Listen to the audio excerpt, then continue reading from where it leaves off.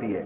تو ایسی کتاب نہیں ہے. نظریاتی طور پر تو ہماری اصلاح ہو جاتی ہے, کانسیپٹ تو کلیئر ہو جاتا ہے ہمارا, عمل میں کیا ہوتا ہے گڑبڑ. مان لیں گے بھائی فجر پڑھنی چاہیے, مان لیں گے ظہر پڑھنی چاہیے, مان لیں گے گناہوں سے بچنا چاہیے, لیکن بچنے کے لیے نفس کی مخالفت کرنی پڑتی ہے, اپنی خواہشات کو قربان کرنا پڑتا ہے. دیکھو ایک آدمی شراب پیتا ہے, مانتا ہے کہ شراب غلط ہے, لیکن وہ کہتا ہے چھوڑوں کیسے, لت پڑ گئی ہے, جسم ٹوٹتا ہے جب نہیں پیتا. ایک آدمی ہیروئن پیتا ہے, اسے پتہ ہے غلط ہے, چھوڑے کیسے. یہ ہوتا ہے کہ نہیں ہوتا. ایک آدمی والدین پر غصہ اتارتا ہے, اسے پتہ ہے یہ والدین کے سامنے غصہ کرنا حرام ہے, برا ہے, ان کی برداشت کرو تم, بہت بڑا حق ہے ان کا, لیکن کیا کہتا ہے بھائی میں غصے میں بے قابو ہو جاتا ہوں, مجھے پتہ ہے غلط ہے لیکن میں برداشت نہیں کر پاتا. تو معاملہ سارا کیا ہے کہ برداشت کی قوت نہیں ہے. غلط تو نہیں کہہ رہا بھائی, معاملہ سارا یہاں کے گڑبڑ ہوتا ہے. باتیں تو صحیح ہیں لیکن عمل کیسے کریں تو بڑا مشکل ہے. معاشرے میں چلیں گے کیسے ہم.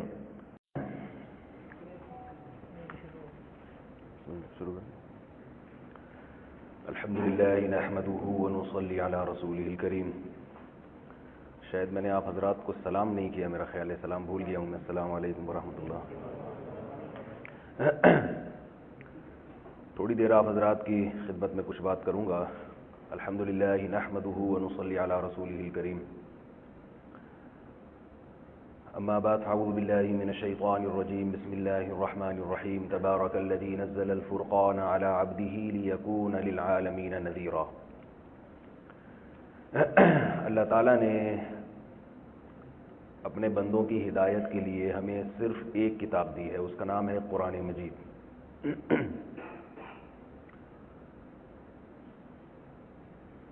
ہم لوگ جب اپنے ملکوں سے سفر کرتے ہیں, یورپ, امریکہ میں, کینیڈا میں یا اور کہیں بھی جاتے ہیں, تو اپنے کلچر سے, اپنے معاشرے سے دور ہو جاتے ہیں. یہاں آپ کو ہر طرح کے لوگوں سے واسطہ پڑے گا. بہت سارے ہندو ہیں, کچھ سکھ ہیں, کچھ عیسائی ہیں. تو انسان کو آہستہ آہستہ اپنے مسلم ہونے کا احساس ختم ہوتا چلا جاتا ہے. اور اگر وہ مسلمان رہتا بھی ہے تو صرف نام کی حد تک, یعنی آپ کے نام سے پتہ چلے گا کہ آپ مسلم ہیں. محمد نام ہے, عبداللہ نام ہے, عبد الرحمن نام ہے, تو مسلم ہیں. آخر میں اگر سنگھ لگا ہوا ہے تو اس کا مطلب ہے سکھ ہیں. رنجیت سنگھ, اور مجھے تو سکھوں کے نام نہیں آتے, بس سنگھ لگا دیں آخر میں. اور اگر کوئی جان وان لگا ہوا ہے تو اس کا مطلب ہے گورے ہیں. اور اگر چنگ پونگ کا کوئی ایسا کوئی لفظ لگا ہوا ہے تو چائنا سے آپ کا تعلق ہے. تو ناموں سے صرف ایک تھوڑی سی پہچان رہ گئی ہے. ہم علماء سے یہ سنتے ہیں, آپ نے بھی سنا ہوگا کہ اس دنیا میں کلمے کی دولت سے بڑی کوئی دولت ہے نہیں. اور آپ نے سنا ہوگا کہ قیامت کے دن جب یہ کلمہ ایک پرڑے میں رکھا جائے گا تو یہ تمام چیزوں پر غالب ہو جائے گا. کیا وجہ ہے اس کی, اس میں کیا ایسی طاقت ہے لا الہ الا اللہ میں, ایک کلمے میں؟ کیوں مسلمان کی پہچان کلمے سے ہوتی ہے. اگر آپ نے کسی سے پوچھا ہو نا کہ آپ مسلمان ہیں یا نہیں, تو ثبوت کے طور پر سب سے پہلے آپ کیا پوچھتے ہیں؟ بھائی اگر تم مسلم ہو تو کلمہ سناؤ. سب سے پہلے یہ سوال ہوتا ہے. اسلام کی پہچان کہاں سے شروع ہوتی ہے؟ کلمے سے. تو یہ لا الہ الا اللہ کیا ہے, قرآن کیا ہے, محمد صلی اللہ علیہ وسلم کیا ہیں, آج خود مسلمان کو ہی اس کی پہچان نہیں ہے. اس لیے وہ ان چیزوں کو بہت ہلکا سمجھتا ہے. لوگ یہ سمجھتے ہیں جیسے ہندوؤں کے کچھ رہبر اور رہنما ہوتے ہیں مذہبی, عیسائیوں کے ہوتے ہیں, سکھوں کے ہوتے ہیں, تو مسلمانوں کے محمد صلی اللہ علیہ وسلم. ایک ہندو نے اسلام قبول کیا, اس سے پوچھا گیا کہ آپ نے جو اسلام قبول کیا تو آپ کو اسلام میں کون سی ایسی چیز زبردست اور اٹریکٹیو نظر آئی ہے جس کی وجہ سے آپ کو اسلام اچھا لگا؟ تو اس ہندو نے جواب میں یہ کہا کہ میں نے سوچا کہ اتنے سارے ہمارے بھگوان ہیں تو اللہ اور محمد دو بھگوان اور صحیح, یعنی دو کو اور اس میں ایڈ کر لو, تو کیا جا رہا ہے اس میں. تو وہ یہ سمجھتے ہیں کہ مسلمانوں کے دو مذہبی, ایک تو خدا ہے ان کا اور ایک محمد صلی اللہ علیہ وسلم میں رسول ہیں, تو یہ ان کا احترام کرتے ہیں, تو ہم بھگوانوں کا کرتے ہیں تو ہم نے اس میں دو مزید ایڈ کر لیتے ہیں, تو کیا جا رہا ہے. ظاہر ہے وہ اسلام کا مطلب نہیں سمجھا. ہمارے ہاں اللہ کا جو مطلب ہے وہ گورے کے ہاں گاڈ کا وہ مطلب نہیں ہے. انگریز کے ہاں جو گاڈ کا تصور ہے وہ ہمارے ہاں گاڈ کے تصور سے بہت مختلف ہے. ان کے ہاں اللہ اور گاڈ کا مطلب یہ ہے کہ جس نے اس کائنات کو بنایا اور بنا کے ہمارے حوالے کر دیا. جو چاہو کرو, جیسے چاہو زندگی گزارو. بنا کے اس نے کیا کیا, ہمارے حوالے کر دیا. ہم نائٹ کلب میں جائیں, ہم ناچیں, ہم داڑھی رکھیں نہ رکھیں, ہم نماز پڑھیں نہ پڑھیں, ہم وہ اپنے کنٹری کے, اپنے ملک کے قانون کو تو فالو کرتے ہیں. اللہ کا اور گاڈ کا قانون کیا ہے, گاڈ کس چیز سے خوش ہوتا ہے, گاڈ کس چیز سے ناراض ہوتا ہے, اس سے انہیں بحث نہیں ہوتی. دبئی میں یہاں خواتین پر پابندی ہے کہ بھائی بالکل برہنہ ہو کے بالکل نیوڈ نہیں گھوم سکتی, تو نہیں گھوم رہی. لیکن گھٹنے ڈھانکنا یا ٹانگ چھپانے پر کوئی پابندی نہیں ہے, تو وہ آپ نے دیکھا ہوگا بہت ساری خواتین کی کھلی ہوئی ہیں. تو ملک کے قانون کو تو فالو کرتے ہیں, گورے بھی کرتے ہیں, ہندو بھی کرتے ہیں, سکھ بھی کرتے ہیں. گاڈ کیا ہے, گاڈ کیوں اس کو ماننا ضروری ہے, اس سے وہ بحث نہیں کرتے. یہاں جتنے حضرات بیٹھے ہیں اردو تو سب سمجھتے ہیں نا ماشاءاللہ, کوئی ایسے ساتھی تو نہیں ہے جن کو اردو سمجھ میں نہ آتی ہو, میرا خیال ہے سب سمجھتے ہیں شاید. تو اگر میں کوئی گاڑی اردو استعمال کر رہا ہوں, کیونکہ یہاں جو انڈین ہے وہ ہندی کا ان میں تھوڑا سا مکس آ رہا ہوتا ہے, تو وہ زیادہ گاڑی اردو پھر سمجھتے نہیں ہیں. ممکن ہے گاڑا لفظ بھی نہ سمجھ رہے ہو, وہ ہارڈ اردو کہہ سکتے ہیں ہم ان کو. تو جن کی سمجھ میں نہ آئے تو وہ پھر بعد میں ان سے پوچھ لیں جن کی سمجھ میں آ رہا ہے. یعنی اپنا ٹائم ضائع نہ کریں, آنے کے بعد کچھ سن کے جائیں, کچھ سیکھ کے جائیں کہ بھائی مولوی صاحب نے یہ جو لفظ کہا تھا اس کا کیا مطلب ہے, ذرا مجھے بتا دینا. تو میں یہ عرض کر رہا تھا کہ دیکھو ان کے ہاں گاڈ کا تصور کیا ہے, آسمان پہ بیٹھا ہوا ہے, دنیا بنا کے اس نے چھوڑ دی, جو چاہے کرو. ہندو کے ہاں بھگوان کا کیا تصور ہے, جس نے دنیا بنائی اور پھر وہ ان کے ہاں بہت سارے بت ہیں, 50 روپے والا بھی ہے, 100 روپے والا بھی ہے, 1000 روپے والا بھی ہے. بڑے والے کام جو کرے گا یہ 1000 والا بت کرے گا, چھوٹے والے کام کون کرے گا, 50 روپے والا. تو وہ ہر گھر میں انہوں نے, میں سندھ میں گیا اندرون سندھ, تو وہاں کچھ مندر بھی ہیں. لوگوں نے مجھے بتایا کہ یہ مندر ہیں, یہ عبادت گاہیں ہیں, یہاں کی یہ عبادت کرتے ہیں. اور کچھ انہوں نے چھوٹے موٹے بتوں کے جو ساشے ہیں نا وہ گھروں میں بھی رکھے ہوئے ہیں احتیاطاً, کہ بھئی اگر کوئی ایمرجنسی میں آپ کو کہیں جانا پڑ جائے, کام بہت ضروری ہے, اٹکا ہوا ہے, بھگوان نے وہ کرنا ہے کام, تو بہت ضروری کام فوری نمٹانا ہے, تو یہ چھوٹے موٹے بتوں کے سیمپل رکھے ہوئے ہیں. بھئی یہ 50 والا 20 والا, یہ ہر غریب آدمی کے گھر میں ہوتا ہے.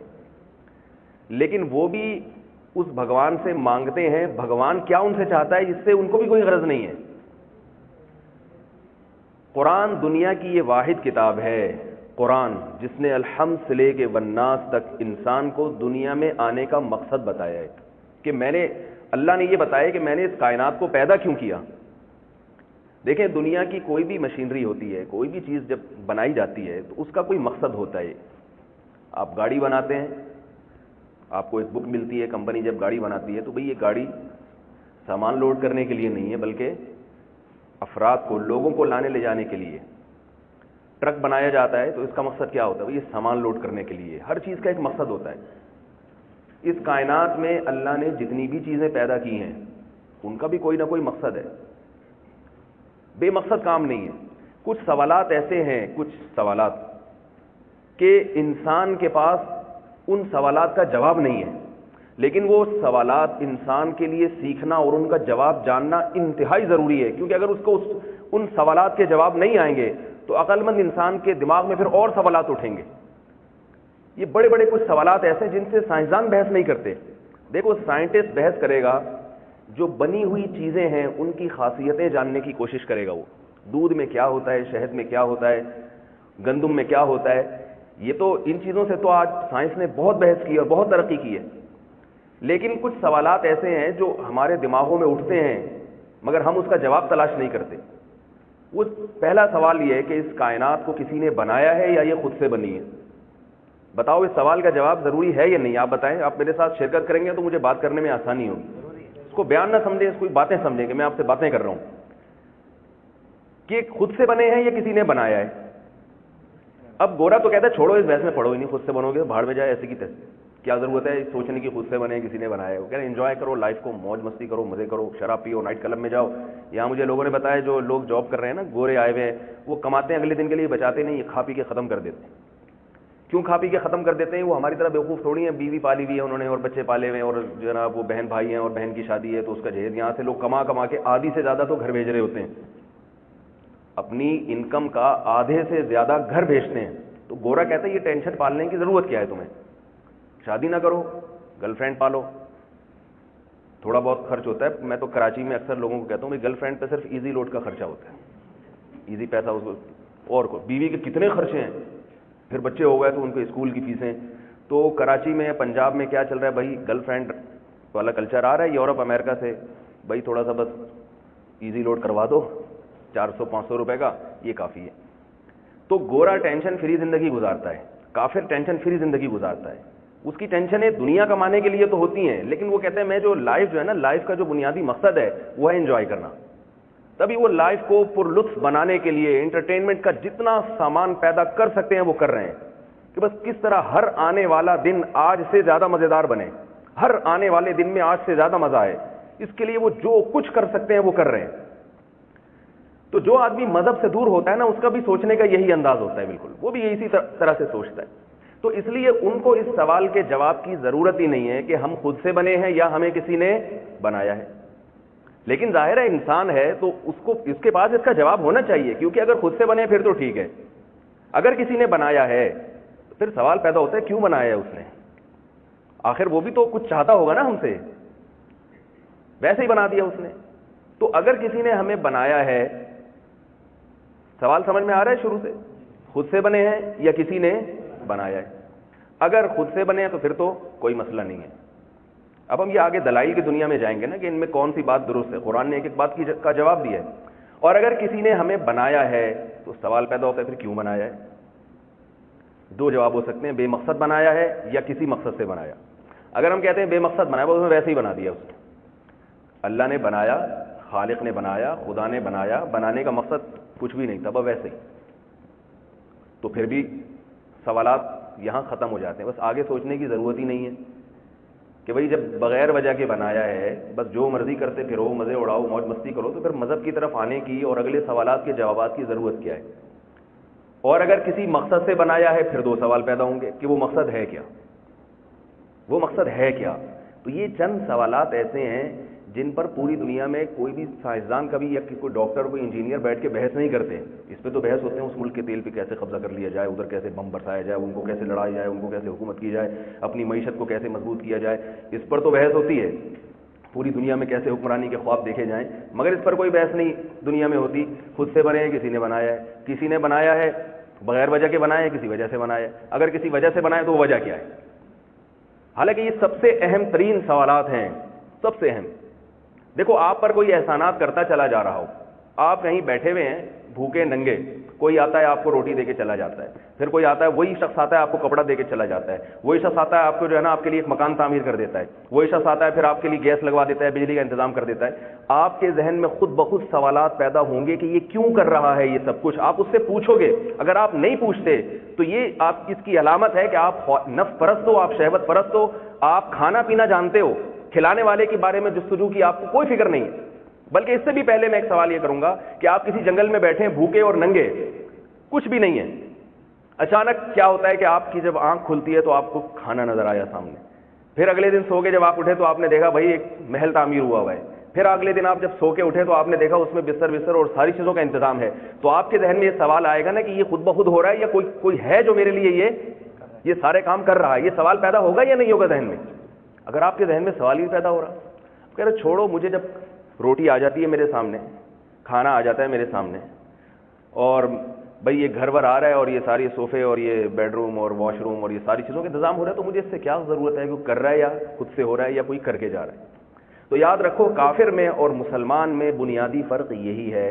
کافر جو نعمتیں دن اور رات استعمال کر رہا ہے, ان نعمتوں کے بارے میں یہ سوچنا گوارا نہیں کرتا کہ یہ کوئی دے رہا ہے یا خود بخود ہو رہی ہیں یہ ساری چیزیں, اور اگر کوئی دے رہا ہے تو کیوں دے رہا ہے. اسی لیے اللہ نے کیونکہ اس کائنات کو بنایا, ہمیں بھی بنایا اس نے, اور اس نے یہ ساری نعمتوں کا ہمارے لیے انتظام بھی کیا, اس لیے اللہ کو معلوم تھا کہ یہ ان نعمتوں میں پڑھ کر یہ سبق بھول جائیں گے, یہ سوچیں گے ہی نہیں کہ یہ خود سے بنی ہے کائنات یا کسی نے بنایا. اور یہ جو اتنے انعامات انسان کے اوپر مسلسل ہو رہے ہیں, یہ گیس اور تیل اور پیٹرول کے جو ذخائر ہیں تو اللہ نے رکھے ہیں. اللہ کو معلوم تھا کہ آبادی ایک وقت میں اتنی بڑھے گی کہ یہ گھوڑے اور گدھوں پہ سفر نہیں کر سکتے. اب آپ مجھے بتائیے کہ اگر وہی گھوڑے اور گدھوں کا زمانہ ہوتا تو آج ہم کیا روٹی کھا سکتے تھے؟ کیا کچھ بھی نہیں کھا سکتے.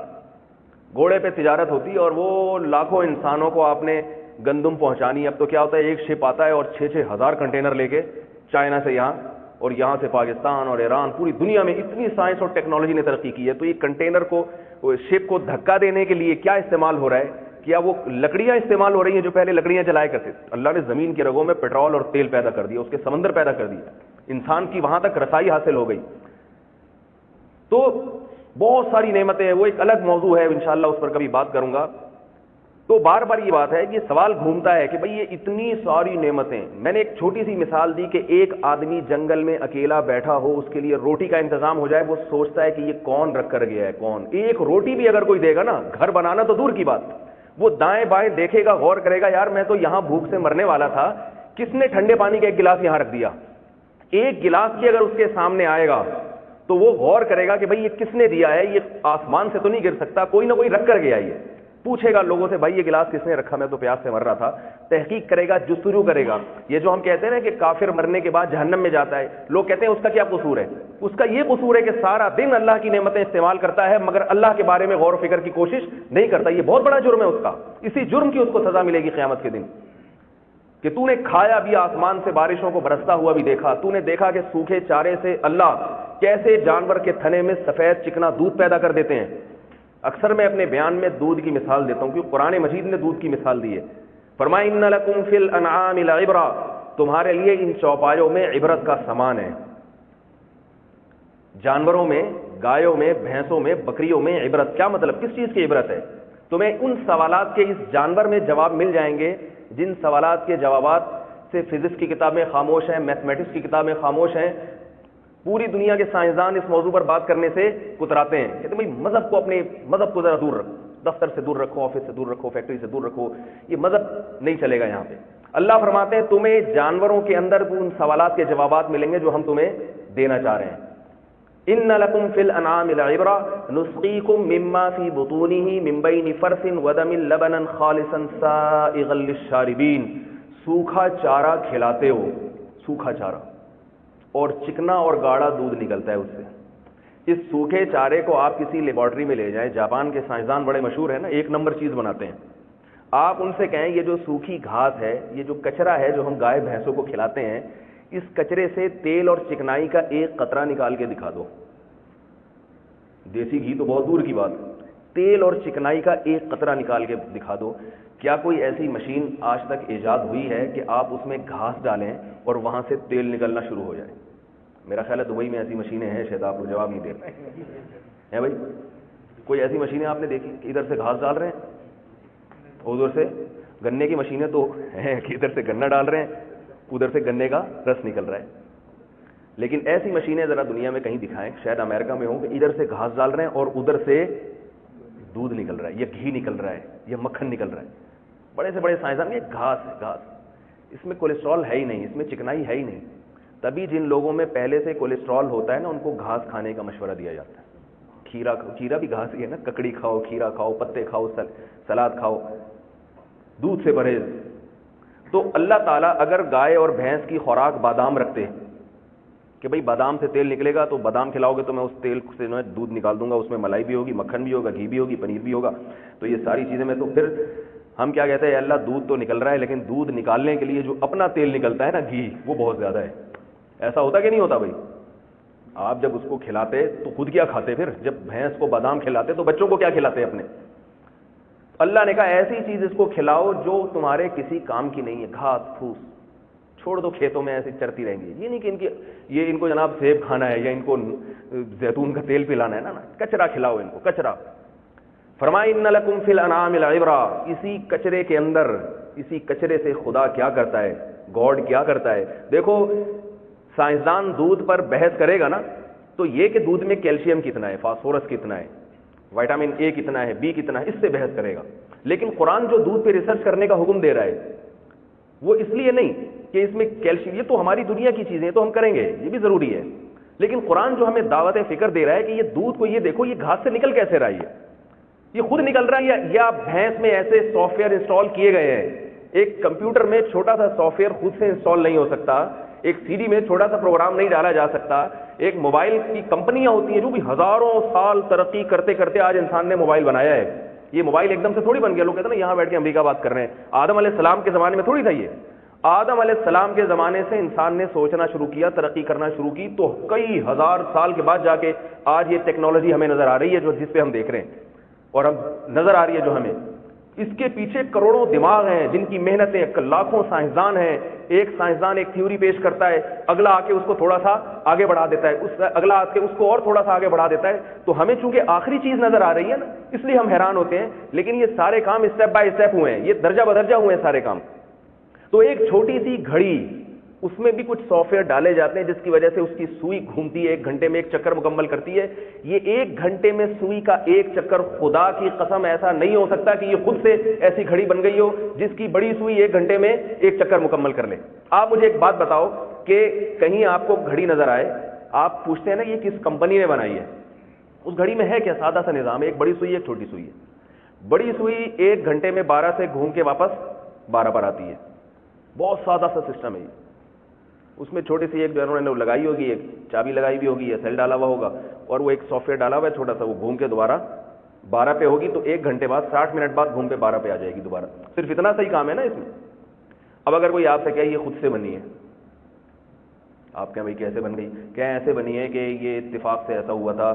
ڈارون یہی کہتا ہے نا، ڈارون یہ اتفاق سے ایسا ہوا تھا کہ وہ یوں ہو گیا تھا، ایک سیل بن گیا تھا، پھر اتفاق سے وہ ترقی کرتے کرتے ڈائناسور بن گیا، پھر وہ ہوتے ہوتے بندر کی شکل میں آ گیا، پھر وہ بیٹھنا سیکھا تو بیٹھتے بیٹھتے اس کی دم غائب ہو گئی، پھر انسان بن گیا. وہ ایک تھیوری پیش کی انہوں نے کہ بھائی خود سے ہوا ہے سب کچھ.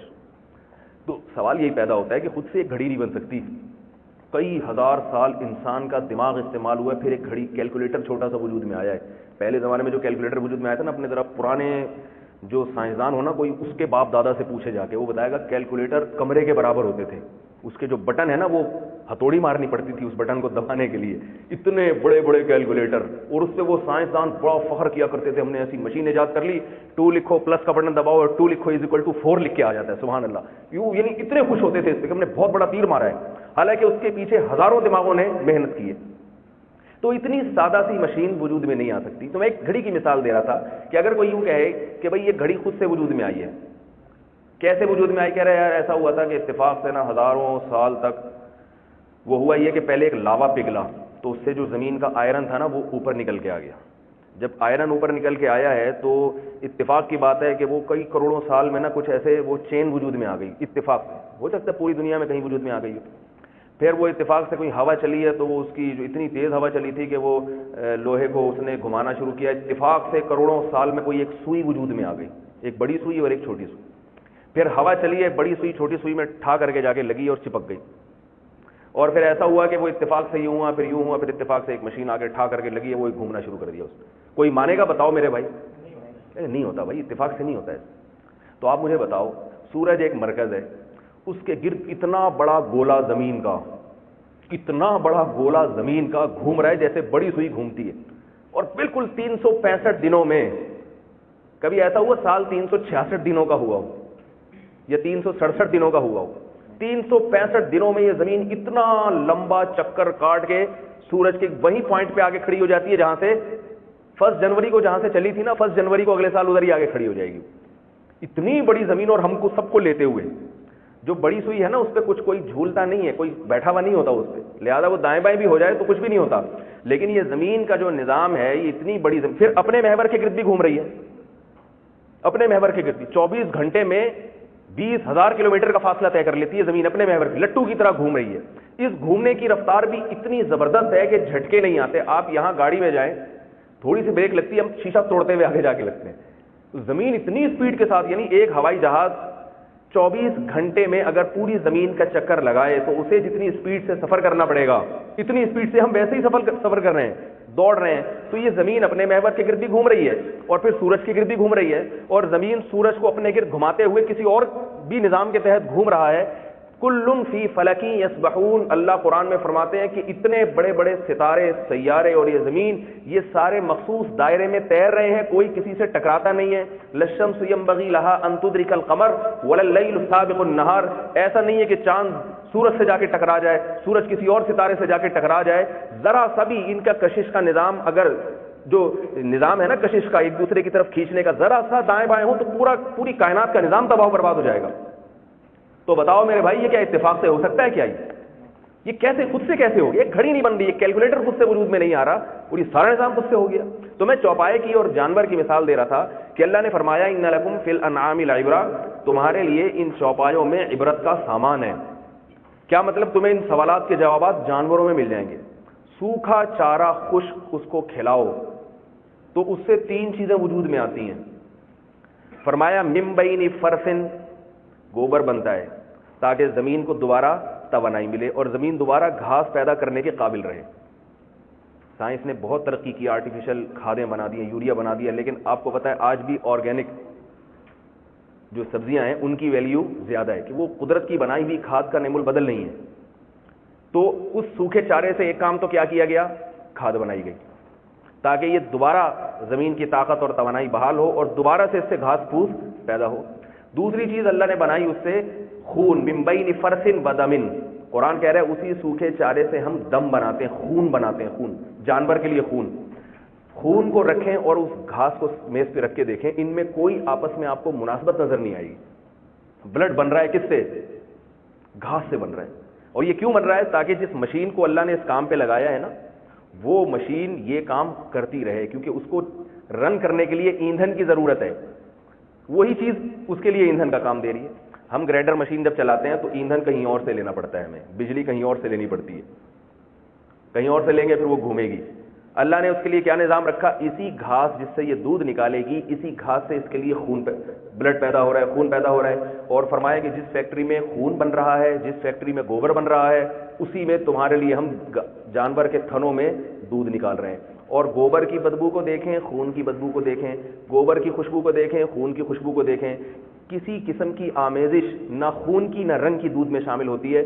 फरमाया दूध ऐसा होता है लबनन खालिसन साइगल लिशारिबीन, ऐसा खालिस के ना गोबर की बदबू ना गोबर की रंगत, ना खून की बदबू ना खून की रंगत। और ये तो देखने में होता है, देखने में इतनी वाइटनेस होती है, ऐसा देखने में इतना अच्छा लगता है। और मजेदार कितना होता है, फरमाया साइगल लिशारिबीन, पीने वालों के हलक में फिसलता चला जाता है, घूंट भर भर के लेना नहीं पड़ता। जैसे हकीमों की कड़वी दवाएं होती हैं, ये डॉक्टर के इंजेक्शन होते हैं ना, कि लगा दो आंख बंद करके, मैं मुंह उधर कर रहा हूं आप ठोक दें इधर, कहते हैं ना, ये दवा पिला दे, बस मैं आंख बंद कर रहा हूं और आप जल्दी से पिला दे, ऐसा नहीं होता। फरमाया साइगल लिशारिबीन, पीने वालों के हलक में खुद ही फिसलता है, सिर्फ एक घूंट मुंह के करीब करना पड़ता है, बाकी पूरा जो है ना हमारा मैदा खुद ही खींचता है, उसको इतना मजा आता है उसको। तो ये तो एक मिसाल है, एक मिसाल, ऐसी दर्जनों मिसालें कुरान ने दी हैं, भरी हुई है मिसालें, कि ये सारे काम खुद से नहीं हो सकते। दूध इंसान के लिए कितना जरूरी है, सेहत के लिए कितना मुफीद है, दूध की लाखों हजारों, देखो गोरे आइसक्रीम खाते रहते हैं सुबह शाम, मिल्क पीते रहते हैं, चाय में भी डालेंगे, वैसे भी पियेंगे। उनसे कोई पूछे भाई ये किसने बनाया, कंपनी ने बनाया। भाई कंपनी के पास कहाँ से आया, भैंस से आया। भैंस कहाँ से आई, वहाँ से खरीदी होगी, ऑस्ट्रेलिया में कोई ऑस्ट्रेलियन गाय है, उन्होंने खरीदी होगी। जो खरीदी कहाँ से, भाई वो गाय वाले से खरीदी होगी। गाय वाले के पास कहाँ से आई, उसकी गाय ने बच्चा दिया था तो आ गई। तो भाई उसकी जो गाय ने जो बच्चा दिया था, तो वो जो गाय है पहली वाली गाय, वो किसने बनाई। छोड़ो इतनी बहस में क्या करना है, दूध पियो और निकलो पतली गली से। हमारे यहाँ तो ये पतली गली का लफ्ज़ बहुत है, पता नहीं यहाँ जो दूसरे बैठे हुए उनको पतली गली ये लफ्ज़ समझ में आता है कि नहीं आता। तो निकलो पतली गली से, पीना है पियो वरना पतली गली से निकलो। तो अल्लाह फरमा रहे पतली गली से निकलने की इजाजत नहीं है। पीने के बाद गौर करो ये किसने दिया है, मैं पूछूंगा, अभी नहीं क़यामत में पूछूंगा मैं, सवाल होगा। आप टेस्ट आने वाला हो ना, इंटरव्यू होने वाला हो, कंपनी में कंपनी ज्वाइन करनी है आपने, आपका इंटरव्यू सर पे खड़ा हुआ है, तो आपको वालिदैन कहते हैं ना कि भाई ये पेपर की तैयारी कर लो, ये सवालात पूछे जाएंगे, ये सवाल का जवाब तुम्हें मालूम है, आपके मुझे ज़रूरत ही नहीं है इस सवाल के जवाब की। तो वो क्या कहेंगे, भाई जब इंटरव्यू होगा उसमें जब ये सवाल पूछे जाएंगे फिर पता चलेगा इसकी ज़रूरत थी या नहीं थी। तो क़यामत आएगी, अल्लाह ने हम सब से क़यामत के दिन खड़े होकर हिसाब व किताब लेना है, उसका हमें जवाब देना है। खा तो रहे हैं, नेमतें तो इस्तेमाल कर रहे हैं, इसमें बहस ही नहीं है कि ये क्यों है, ऐसा ही नहीं है, ये ऐसे मामला नहीं खत्म होगा। अल्लाह ने कुरान मजीद में जगह जगह फरमाया कि हम इंसान को जमा भी करेंगे और उससे लतुसअलुन्न यौमइज़िन अनिन नईम, चाहे मुस्लिम हो चाहे गैर मुस्लिम हो, उससे उन नेमतों के बारे में सवाल होगा जो नेमतें वो दुनिया में इस्तेमाल करके आया है, और किसी से सवाल नहीं होगा, क्योंकि पूरी कायनात अल्लाह ने बनाई है इंसान के लिए। तो पूरी कायनात की पैदाइश का मकसद तो बता दिया। तो पहला सवाल क्या था कि भाई बनाया किसने, तो किसने बनाया, अल्लाह ने, खुद से नहीं बन सकती। मैं सवाल को समेट रहा हूं, वरना इस पे और बहुत सारे दलाइल है कि कोई भी काम खुद से नहीं हो सकता। एक ऐसी ताकत है जो कुछ करने में किसी सबब की मोहताज नहीं है। एक छोटी सी मिसाल देता हूं जो आम तौर पर मैं अपने बयानात में देता हूं। ये जो आजकल एक नजरिया है ना साइंसदानों का कि कायनात जो एक धमाके के साथ, ब्लैक होल कहते हैं उसको, क्या कहते हैं, बिग बैंग का नजरिया, तो कि ये जो है ना एक कायनात एक धमाके के साथ پھٹی ہے اور اس سے وجود میں آئی ہے. ایک دھماکہ ہوا تھا. پہلے یہ سب ایک ہی تھے, سورج چاند ستارے اور جتنے سیارے ہیں سب ایک ہی میٹر تھا, اور ایک دھماکہ ہوا اس سے یہ پھٹے تو پھر دور دور ہوتے چلے گئے, اور سورج بن گیا, چاند بن گئے, ستارے بن گئے, اور یہ سب کچھ بن گیا, اور دبئی بن گیا, اور شارجہ بن گیا, ابوظہبی بن گیا. ٹھیک ہے نا, یہ سب ایسے ہی ہوا ہے. تو اس پہ ایک سائنسدان ہی نے ایک اعتراض اٹھایا اس نظریے پر کہ ٹھیک ہے ہم یہ مانتے ہیں کہ دھماکہ ہوا ہے, کیونکہ کائنات پھیلتی چلی جا رہی ہے, جس سے لگتا ہے کہ یہ پہلے جڑی ہوئی تھی, تو کچھ پہلے ملی ہوئی تھی اس کے بعد پھیلی ہے. یہ اس نظریے کی تائید ہوتی ہے کہ دھماکہ ہوا ہے. جو سائنسدانوں نے تجارب کیے ہیں اس سے یہ, میں اس نظریے کو نہیں غلط کہتا, لیکن ایک سائنسدان نے ایک اعتراض اس پر یہ اٹھایا ہے کہ یہ جو دھماکہ ہوا ہے یہ اتنا خوبصورت دھماکہ کیسے ہو گیا کہ اگر یہ سیکنڈ کے کروڑواں حصے کے بقدر اس کی طاقت ذرا کم ہوتی تو یہ چیزیں جتنا پھیلی ہیں نا دوبارہ کشش کی وجہ سے آپس میں آ کے ٹکرا جاتی, جڑ جاتی, اور تھوڑی سی اسپیڈ اس کی زیادہ ہوتی تو یہ بے ڈھنگے طریقے سے پھیلتی چلی جاتی ہیں. اور یہ جو کشش کا جو ایک مربوط نظام ہے, یعنی زمین سورج سے ٹوٹ کے اتنا دور چلی جاتی کہ سورج کے محور کے گرد گھومتی نہیں, پھر وہ بھائی اتنا دور گئی ہے کہ سورج کی رینج سے باہر بھی نہیں نکلی, اور اتنا قریب بھی نہیں ہے کہ سورج سے دوبارہ جا کے ٹکرا جائے. تو آپ کبھی سارے جاپان کے سائنسدانوں کو بٹھاتے بولے یار, بولے کہ تم کوئی ایسا دھماکہ کر کے ہو, وہ دھماکہ ایسا نہ ہو دھماکے کے نام پہ کوئی مذاق وذاق شروع کر دیں, ٹھیک ہے, ہو وہ دھماکہ, لیکن اس سے چیزیں بہت ترتیب سے, پورے ترتیب سے جا کے سیٹ ہو جائیں. اس کی ایک اکثر مثال دی جاتی ہے کہ بھئی دیکھو آپ کسی اسکول میں گئے, آپ نے وہاں ایک سسٹم دیکھا, ایک نظام دیکھا, پرنسپل کو دیکھا وہ کرسی پہ بیٹھا ہوا ہے, ٹیچر کو دیکھا وہ کلاس میں لیکچر دے رہا ہے, یا بلکہ اسی کو ہم مثال فرض کر لیتے ہیں جو ہم یہاں بیٹھے ہوئے ہیں. کوئی شخص آیا, اس نے دیکھا میں یہاں بیٹھا ہوا ہوں اور آپ کے سامنے بیان کر رہا ہوں, یہ میرے دائیں طرف بیٹھے ہیں, یہ بائیں طرف بیٹھے ہیں, یہ سب لوگ بیٹھے ہوئے ہیں, کوئی پینٹ شرٹ میں ہے, کوئی شلوار قمیض میں, کسی کے سر پہ ٹوپی ہے, کسی کو بغیر ٹوپی کے ہے, لیکن ایک پورا بہرحال ایک سیٹ اپ ہے. اب کوئی آ کے پوچھے کہ یار یہ کیسے ہوا, دوسرا جواب میں کہتے خود بخود ہو گیا. یہ بھائی خود بخود کیسے ہو گیا؟ بھائی ایک دھماکہ ہوا تھا تو کرسیاں جو تھیں نا یہ پہلے ادھر ادھر پڑی ہوئی تھی, دھڑم دھڑم کر کے آ کے اپنی جگہ پہ لائن سے لگنا شروع ہو گئی, اور مولوی صاحب کی جو کرسی ہے نا, مفتی صاحب کی کرسی, وہ دھڑام سے ادھر آ کے لگ گئی. میز کیسے, وہ کہہ رہے وہ دھماکے میں یہ تاثیر تھی کہ وہ میز وہاں پڑی ہوئی تھی, وہ اڑ کے آئی, دھڑام سے سامنے آ کے گر گئی. پھر یہ بندے کیسے آ گئے, وہ دھماکہ ایسا تھا کہ جہاں کرسی آئی نا تو ٹھا ٹھا کر کے 1 بائی 1 سب لوگ آ کے اس پہ گرنا شروع ہو گئے. مولوی صاحب نے جہاں بیٹھنا تھا دھڑام سے وہیں آ کے گرے. تو آپ کیا کہو گے بھائی, دھماکے سے جو بیٹھے ہوئے لوگ ہیں وہ تو, یہ تو ہو سکتا ہے کہ اللہ نہ کرے یہاں دھماکہ ہو, ٹھیک ہے نا, اور یہ کرسیاں دھڑام سے ادھر ادھر جا کے گریں, اور کوئی بلڈنگ سے باہر گرا ہوا ہو, کوئی الٹا پڑا ہوا ہو, کسی کے سر سے ٹوپی اڑی ہوئی ہے, کسی کے سر سے پگڑی اڑی ہوئی ہے, کسی کا چشمہ ادھر گرا ہوا ہے. ایسا نہیں ہوتا کہ چشمہ ادھر گرا ہوا ہے دھماکے سے دھڑام سے ناک پہ آ کے لگ جائے. وہ ایسا ہوتا ہے کبھی؟ ٹوپی ادھر پڑی ہوئی ہے, دھماکے سے وہ ٹوپی سر پہ آ کے آپ کے چپک جائے. پینٹ ادھر پڑی ہوئی ہے اور دھماکہ اور پینٹ ٹانگوں سے گھس کے جناب آپ کے جسم سے آگے چپک جائے. ایسا نہیں ہوتا. دھماکے سے چیزیں بگڑتی ہیں, سنوری ہوئی چیزیں بھی بگڑ جاتی ہیں, بگڑی ہوئی چیزوں میں سنوار کبھی بھی نہیں آتا دھماکے سے. تو یہ کیسا خوبصورت دھماکہ ہوا ہے کہ اس سے کائنات جو بگڑی ہوئی تھی وہ ایک بہت مربوط نظام میں آ گئی. للشمس ينبغي لها ان تدرك القمر, چاند کی منزلیں طے ہو گئی, کبھی 29 کا کبھی 30 کا, اور فرمایا کہ حتى عاد كالعرجون القديم, پھیلتا ہے تو 14ویں کا چاند کی طرح چمکنا شروع کر دیتا ہے, پھر گھٹتے گھٹتے کھجور کی پرانی شاخ کی طرح باریک ہو جاتا ہے. ہزاروں سال سے چاند کو اسی کام پہ لگا دیا ہے, سمٹتے سمٹتے غائب ہوتا ہے, پھر پھیلتے پھیلتے 14ویں کا چاند بن جاتا ہے. ہزاروں سال سے چاند کی اس حرکت اور ترتیب میں کوئی گڑبڑ نہیں ہوئی ہے. پھر انسان پیدا ہو گیا, آسمان سے بارشیں برسنا شروع ہو گئیں, اور زمین سے جو ہے نا طرح طرح کی چیزیں پیدا ہونا شروع. آپ صرف ایک ناریل پہ غور کر لیں, ناریل پہ, اس میں خدا کی قسم, اللہ کی قسم, اس میں خدا کا وجود نظر آتا ہے. میں نے بچپن میں جب پہلی دفعہ ناریل دیکھا, میری عمر اس وقت 10 یا 11 سال تھی, تو ہمارا کچھ غیر مسلموں سے واسطہ بھی پڑتا تھا, ہم جس علاقے میں رہتے تھے. میں نے جب پہلی دفعہ ناریل دیکھا تو ہمارے گھر میں والد صاحب ناریل لے کر آئے, تو اس کے اندر پانی بھی تھا. ہمارے والد صاحب نے بتایا اس کا پانی بڑا مزیدار ہوتا ہے. ہم بڑے خوش ہوئے, لیکن پریشان یہ تھے اس میں سے پانی نکلے گا کیسے. میں بھی بہت پریشان ہوا کہ یہ ناریل جب ہم ایسے کر کے توڑیں گے تو سارا پانی ضائع ہو جائے گا. تو والد صاحب نے کہا اس میں 2 سوراخ ہوتے ہیں, 2 یا 3. تو میرے ذہن میں ایک فوراً بات آئی اس وقت کہ یہ ناریل کو کیسے پتا چل گیا کہ مجھے اگر توڑا جائے تو میرا پانی گر کے ضائع ہو جائے گا. اس نے اپنے اندر اتنا خوبصورت شربت سنبھال کے رکھا ہوا ہے, تو اس نے خود سے یہ کیسے آپ نے دیکھا ہوگا نا ناریل پہ دو یا تین پوائنٹ ہوتے ہیں, اس میں آپ ہلکی سی کوئی بھی جیسے اسٹرا ہوتا ہے نا, اسٹرا وہ آپ ڈبہ بند ہوتا ہے لیکن آپ ذرا سا وہ ڈبے میں جو اسٹرا جب آپ مارتے ہیں تو فوراً وہ جگہ کھل جاتی ہے. ایسا نہیں ہوتا آپ کو جوس پینے کے لیے کینچی سے ڈبہ کاٹنا پڑے, اگر کینچی سے ڈبہ کاٹیں گے تو سارا ضائع ہو جائے گا.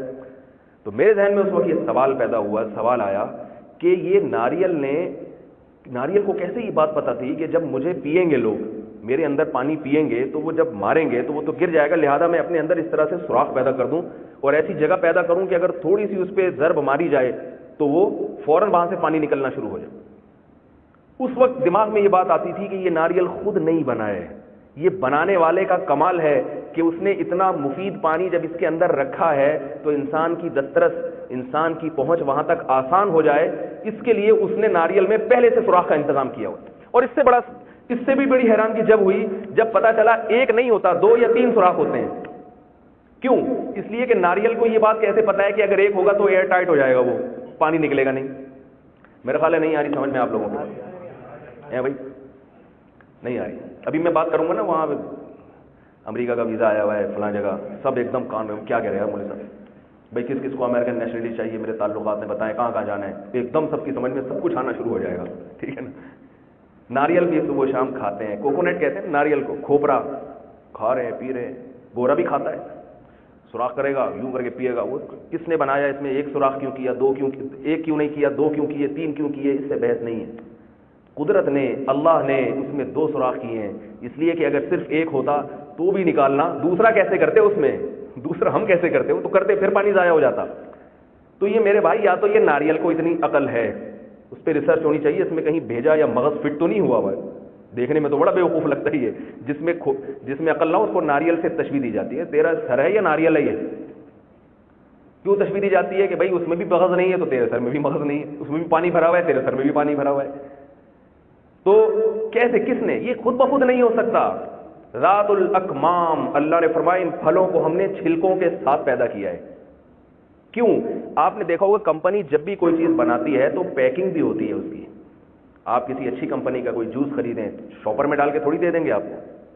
کیا خیال ہے بھائی کہ لاؤ بھائی گھر سے شاپر لے کر آؤ, یا پینٹ کی جیب کھولو اس میں ڈال دیں گے ہم, ایسا نہیں ہوتا. جہاں بھی ڈیزائننگ ہوگی, مینجمنٹ ہوگی, وہاں کام ترتیب سے ہوگا. تو اللہ نے پھلوں کو غلاف میں, کیلے کو دیکھا کتنے خوبصورت غلاف میں, اور یہ ایسا غلاف ہے جو اس کی حفاظت بھی کر رہا ہے. آپ نے کیلے کا چھلکا اتارا, فوراً خراب ہونا شروع ہو جاتا ہے وہ, فوراً. تو اس کی سیفٹی کے لیے اس پہ چھلکا چڑھا دیا. سیب کا چھلکا جیسے ہی اتارے کالا ہونا شروع ہو جائے گا, سیب چھلکے کے اندر رہے گا, محفوظ رہے گا. تو چھلکے چڑھا دیے اس کے اوپر, اور کیلے پر جو ہے اللہ تعالیٰ نے چھلکا چڑھا دیا, اس پہ کور چڑھا دیا. تو پیکنگ اللہ نے ان چیزوں کی اتنی, یہ درختوں پہ جب لٹکے ہوئے ہوتے ہیں, ان کے لٹکے ہوئے ہونے کا منظر دیکھیں, کتنے خوبصورت گچھے ہوتے ہیں. سیبوں کے باغات شاید کسی نے دیکھے ہوں کہ کیسے سیب خوبصورت انداز میں لٹکے ہوئے ہوتے ہیں. ایسا بے ترتیبی والا معاملہ نہیں ہوتا کہ ایک سیب ادھر اور دوسرا جناب ادھر لگا ہوا ہے اور تیسرا اس تنے سے چپکا ہوا ہے, ایسا نہیں ہے. پھول پیدا ہوتے ہیں, شاخیں پیدا ہوتی ہیں, اس میں خوبصورت گچھے لٹکتے ہیں پھلوں کے. یہ اللہ کی طرف سے انسان کے سامنے پیشکش ہے کہ یہ ہم نے پیدا کیا, اس کو کھاؤ, کلوا وتمتعوا, کھاؤ اور ان چیزوں سے لذت حاصل کرو, اور یہ سب چیزیں اللہ نے تمہارے لیے پیدا کی ہیں. تو میرے بھائی یہ خود بخود کچھ بھی نہیں ہو سکتا, یہ سب بنایا گیا ہے. اب سوال یہ ہے کہ کیوں بنایا گیا. تو دیکھو, انسان کے علاوہ جتنی بھی چیزیں اس دنیا میں ہیں ان کے پاس جواب آسان ہے کہ ہمیں کیوں بنایا. وہ جواب کیا ہے بھائی, انسان کے لیے بنایا.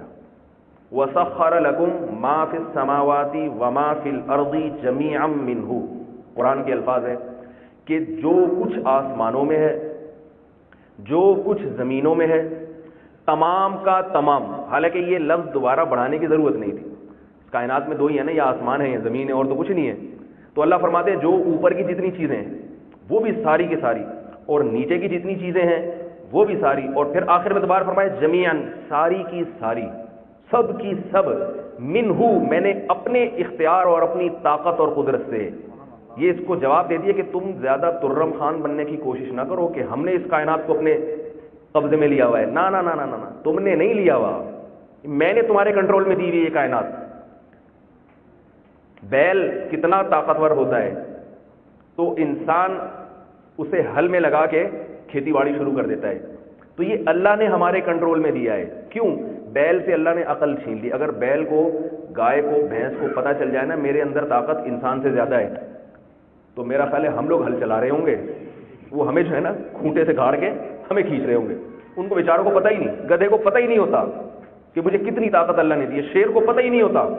شیر کو پتہ چل جائے نا جب انسان اس کا شکار کرنے کے لیے آتا ہے کہ یہ مجھے بے ہوش کرے گا دور سے اور انجیکشن لگا دے گا, تو پھر شیر پکڑائی میں نہیں آئے گا, وہ پنجرے میں کبھی بند نہیں ہوگا. جنگل کا بادشاہ ہے اور ہم نے اس پہ ٹکٹ لگا دیا, 5 روپے میں دیکھ لو آگے. ہمارے اگر بادشاہ کے ساتھ کوئی یہ سلوک کرے ہم تو ہڑتالیں شروع کر دیں گے. جنگل کے بادشاہ اور اتنا طاقتور, اتنا خطرناک, ایسے نوکیلے جبڑے, انسان نے اس کی اوقات دکھا دی, 2 منٹ کے اندر اس کو پنجرے میں بند کرتا ہے اور 5 روپے کا ٹکٹ لگا دیا, 5 روپے میں دیکھو یہ جنگل کے بادشاہ. تو یہ ساری کائنات, یہ جو کیوں عقل اللہ نے انسان کو دی ہے, جانوروں کو نہیں دی. انسان کی عقل کی طاقت استعمال کر کے پوری کائنات کی تسخیر میں لگا ہوا ہے. تو اللہ فرماتے ہیں یہ سارے میرے کام ہیں, تمہارے کام نہیں ہیں. یہ میں نے ان سب چیزوں کو تمہارے کنٹرول میں دیا ہے. بعض چیزیں اس کائنات میں ایسی بھی ہیں جو ہمیں ایسا لگتا ہے ہماری خدمت نہیں کر رہی بلکہ ہمیں نقصان پہنچا رہی ہیں, لیکن قرآن سے پتہ چلتا ہے کہ وہ بھی کیا کر رہی ہیں, تمہاری خدمت کر رہی ہیں. تو بعض لوگوں کو اس آیت پر اشکال ہوتا ہے, بھائی یہ ساری کائنات کہاں, سانپ بچھو تو ہمیں نقصان پہنچا رہے ہیں, وہ ہمارے فائدے کے لیے تو نہیں ہے. تو یاد رکھیے یہ فائدے کا مفہوم بہت وسیع ہے. میں اکثر اس پر ایک واقعہ سناتا ہوں, یہاں بہت سارے نئے لوگ بیٹھے ہیں. بہت ساری چیزیں ایسی ہیں جو ابھی ہمیں پتہ نہیں ہے کہ ہماری کس طرح سے خدمت کر رہی ہیں. اگر ان چیزوں کو اس کائنات سے آپ نکال دیں تو پتہ چلے گا. ایک واقعہ میں نے پڑھا, کالم نگار نے لکھا, اس نے کہا کہ اس کا جو مضمون تھا اس کا نام تھا آسٹریلیا میں خرگوش. نام بڑا عجیب سا تھا, میں نے کہا پڑھ کے دیکھتا ہوں کیا ہے. اس نے ایک عجیب بات لکھی. اس نے لکھا کہ آسٹریلیا سے پرانے وقتوں کی بات ہے, ایک شخص آیا, اس نے کہا آسٹریلیا میں خرگوش نہیں ہے, یہ بڑا خوبصورت جانور ہے, تو میں 1-2 جوڑے یہاں سے لے جاتا ہوں, پاکستان سے یا ان علاقوں سے لے گیا اور آسٹریلیا میں لے جا کے اس نے خرگوش چھوڑ دیا. اب کیا ہوا ہے, خرگوش کی نسل بہت تیزی سے بڑھتی ہے, بہت زیادہ بچے دیتے ہیں. خرگوش کی جو مادہ ہے وہ نسل بڑھنا شروع ہوئی, انہوں نے کہا اچھا ہے تھوڑے زیادہ ہو جائیں. وہ اتنی بڑی ہے کہ وہ کھیتوں کو کھانا شروع کر دیا, انہوں نے ان کی فصلوں کو تباہ و برباد کرنا شروع کر دیا. وہ بہت حیران ہوئے. وہاں کی گورنمنٹ نے کیا کیا کہ کھیتوں کے گرد بڑی بڑی دیواریں کھڑی کر دیں. وہ کیا کرتے تھے, زمین میں سرنگ کھود کے آ جاتے تھے. تو ان کے لیے حکم دیا کہ بھائی ان کا شکار کرو, خرگوشوں کو مارو. وہ مار کے تھک گئے, مگر پھر بھی اس کی گروتھ اتنی تیزی سے بڑھ رہی تھی کہ آسٹریلیا کی حکومت کے لیے اس کی گروتھ پہ کنٹرول کرنا ناممکن ہو گیا. بہت پریشان کہ یہ ہمارے ساتھ مسئلہ کیوں ہو رہا ہے, دنیا میں کہیں بھی یہ مسئلہ نہیں ہے, خرگوش ہر جگہ پر ہے. بالآخر انہوں نے کوئی ایسی زہر کی دوا بنائی ہے کہ ان کو خرگوشوں کی خوراک میں ملا کے دی, اور ایک خرگوش بھی زندہ نہیں چھوڑا کہ بھئی اگر پھر 2 بھی زندہ رہ گئے نا پھر یہ مسئلے دوبارہ کھڑے ہوں گے. پھر انہوں نے اس پہ ریسرچ کی کہ یہ کیا وجہ ہے, خرگوش دنیا میں ہر جگہ ہے. مگر ایسے نہیں ہوتا, کبھی گورنمنٹ انوالو نہیں ہوتی. خرگوش کی جو ہے نا, وہ آج کل گورنمنٹ انسانوں کی پیدائش میں تو انوالو ہو رہی ہے, گروتھ ریشو کس طرح سے روک لیا جائے, لیکن ابھی تک اس پہ کوئی نہیں ہوا کہ خرگوشوں کو روکنے کی کوئی فکر کی گئی ہو. تو تحقیق سے جو بات سامنے آئی وہ یہ بات تھی کہ بھئی اللہ نے جہاں خرگوش پیدا کیے ہیں وہاں خرگوش کو کھانے والے جانور بھی پیدا کیے ہیں. وہ اس کی جو گروتھ ریشو ہے نا اس پہ کنٹرول رکھتے ہیں. ایک تعداد سے زیادہ وہ خرگوش بڑھ نہیں سکتے, لہذا وہ کتے اور بھیڑیے کیا کرتے ہیں, وہ کھاتے رہتے ہیں اور ایک ہی حد تک نسل بڑھتی ہے, اس سے زیادہ بڑھتی نہیں.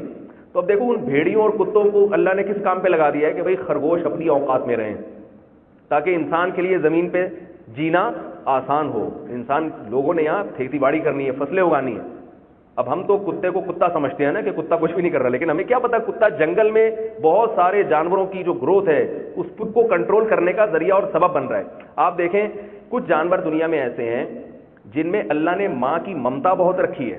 بلی بچے دیتی ہے تو بہت محبت سے پالتی ہے, بہت محبت سے. لیکن کچھ جانور دنیا میں ایسے ہیں جن میں ماں سے اللہ نے محبت کا مادہ چھین لیا. مچھلی اپنے بچوں کو پیدا ہوتے ہی کھانا شروع کر دیتی ہے. سانپ کی جو مادہ ہے اپنے بچوں کو پیدا ہوتے ہی کھانا. یہ کیوں ہے؟ اس لیے کہ یہ وہ جانور ہیں جن کے ہزاروں بچے ہوتے ہیں. اب اگر مچھلی کے ہزاروں بچے ہو رہے ہیں اور مچھلی بھی پال پوس کے اسکول بھیج کے اور ان کو جناب ہاسٹل میں داخل کرا کے جوان کرے تو ہمارے پاس پھر سمندر میں چلنے کی جگہ نہیں بچے گی. نہیں آ رہی میرا خیال ہے بات. ہم چلیں گے کیسے؟ ہمارے جہاز مچھلیاں ہی مچھلیاں ہوں گی, سمندر میں تل دھرنے کی جگہ نہیں ہوگی. اللہ کا ایک نظام ہے, یہ بھی خود سے نہیں ہے, کہ جس جانور کی نسل بہت تیزی سے بڑھتی ہے اس کی ماں میں اللہ نے ممتا کا جذبہ ختم کر دیا, دشمن بنا دیا. کھاؤ, پیدا ہوتے ہی کھانا شروع کرو. کھاتے کھاتے ایک آدھ بچہ جو کہیں دائیں بائیں نکل گیا نا, اماں سے دور بھاگ گیا, تو وہ تو بچ جاتا ہے. سانپ کی بھی مادہ ایسی, ہزاروں انڈے دیتی ہے, ہزاروں بچے نکلتے ہیں, کھانا شروع کر دیتی ہے. ایک آدھ بچہ ہوتا ہے جو بھاگنے میں کامیاب ہو جاتا ہے, وہ پھر زندہ رہ لیتا ہے. پینگوئن ایک جانور ہے, بہت یعنی سال میں ایک بچہ دیتا ہے, تو اس کی ماں باپ اتنی سیوا کرتے ہیں, اس کی ایسی خدمت کرتے ہیں کہ آپ ڈاکومنٹریز میں دیکھیں, ایسا پالتے ہیں, برفانی طوفانوں سے اس کو بچاتے ہیں, اور برف اپنے اوپر لے لیتے ہیں. وہ برفانی جو طوفان آتے ہیں نا اور جھکڑ آتے ہیں, وہ سارے برداشت کرتے ہیں, اپنے بچے کو نقصان نہیں, کیونکہ ایک پیدا ہوا ہے نا, تو اللہ نے ان کی, ورنہ نسل ختم ہو جاتی ہے ان کی. تو یہ اللہ کا بنایا ہوا نظام ہے کہ اللہ فرماتے ہیں کہ یہ خود سے نہیں ہے, یہ کسی نے بنایا ہے اس کائنات کو. تو پوری کائنات اللہ نے کس کی خدمت میں. جلدی جلدی اپنے سوالات کے جوابات سمیٹ کے بیان ختم کرنے کی کوشش کرتا ہوں کہ پوری کائنات میرے بھائی کس کے لیے بنائی ہے؟ میرے اور آپ کے لیے, جس میں کافر بھی ہیں, جس میں مسلمان بھی ہیں, ہمارے لیے بنائی. کتنے جانور ہیں روزانہ کٹتے ہیں انسان کا نوالا بننے کے لیے؟ کبھی جانوروں نے ہڑتال کی ہے بھائی؟ کتنے بکرے ہیں, کروڑوں کی تعداد میں روزانہ جوان بکرے گورے بھی کاٹتے ہیں, ہم بھی کاٹتے ہیں, کھا جاتے ہیں. کبھی اس میں بحث ہوئی کہ ان بکروں, یہ جانوروں کو بھی تو جینے کا حق ہے نا, جب یہ جوان ہوتے ہیں, انجوائے کرنے کا ان کا وقت آتا ہے, آپ کاٹ کے کھا جاتے ہیں. آخر ان کا بھی تو دل چاہتا ہوگا نا, ہم کیا کرتے ہیں, کاٹ کے کھا جاتے ہیں. بھینس کی میں اکثر مثال دیتا ہوں, دیکھو بھینس کتنی خدمت کرتی ہے. یاد رکھو یہ جو یہاں ڈبے میں ہم پی رہے ہیں نا, یہ ساری چیزیں بھی آتی بھینسوں سے ہی ہیں, یہ تو ہمیں نظر نہیں آ رہی. اگر یہ بھینسیں ہڑتال کر لینا, ڈبے کا نہ دودھ ملے گا نہ ہمیں خالص دودھ ملے گا, کچھ بھی نہیں ملے گا. سب سے بڑی خدمت یہ بھینس کر رہی ہے. تبھی تو ہندو گائے کو اپنی معبود بنا کے اس کو پوجتے ہیں کہ بھئی یہ بہت خدمت کر رہی ہے. تو ساری زندگی وہ گائے اور بھینس خدمت کرتی ہے, دودھ پلاتی ہے, دودھ پلاتی ہے, پلاتی رہتی ہے. گوالا اس کی خدمت میں لگا رہتا ہے. جس دن دودھ پلانا بند کیا, تو ہونا تو یہ چاہیے تھا نا, جس نے تمہاری اتنی خدمت کی, اب بیچاری بوڑھی ہو گئی ہے, تو اس کے لیے آپ اس کو گھر میں لائیں, صوفے پہ بٹھائیں, بولے بھائی اب ہم تمہاری خدمت کریں. ماں یہی تو کرتی ہے.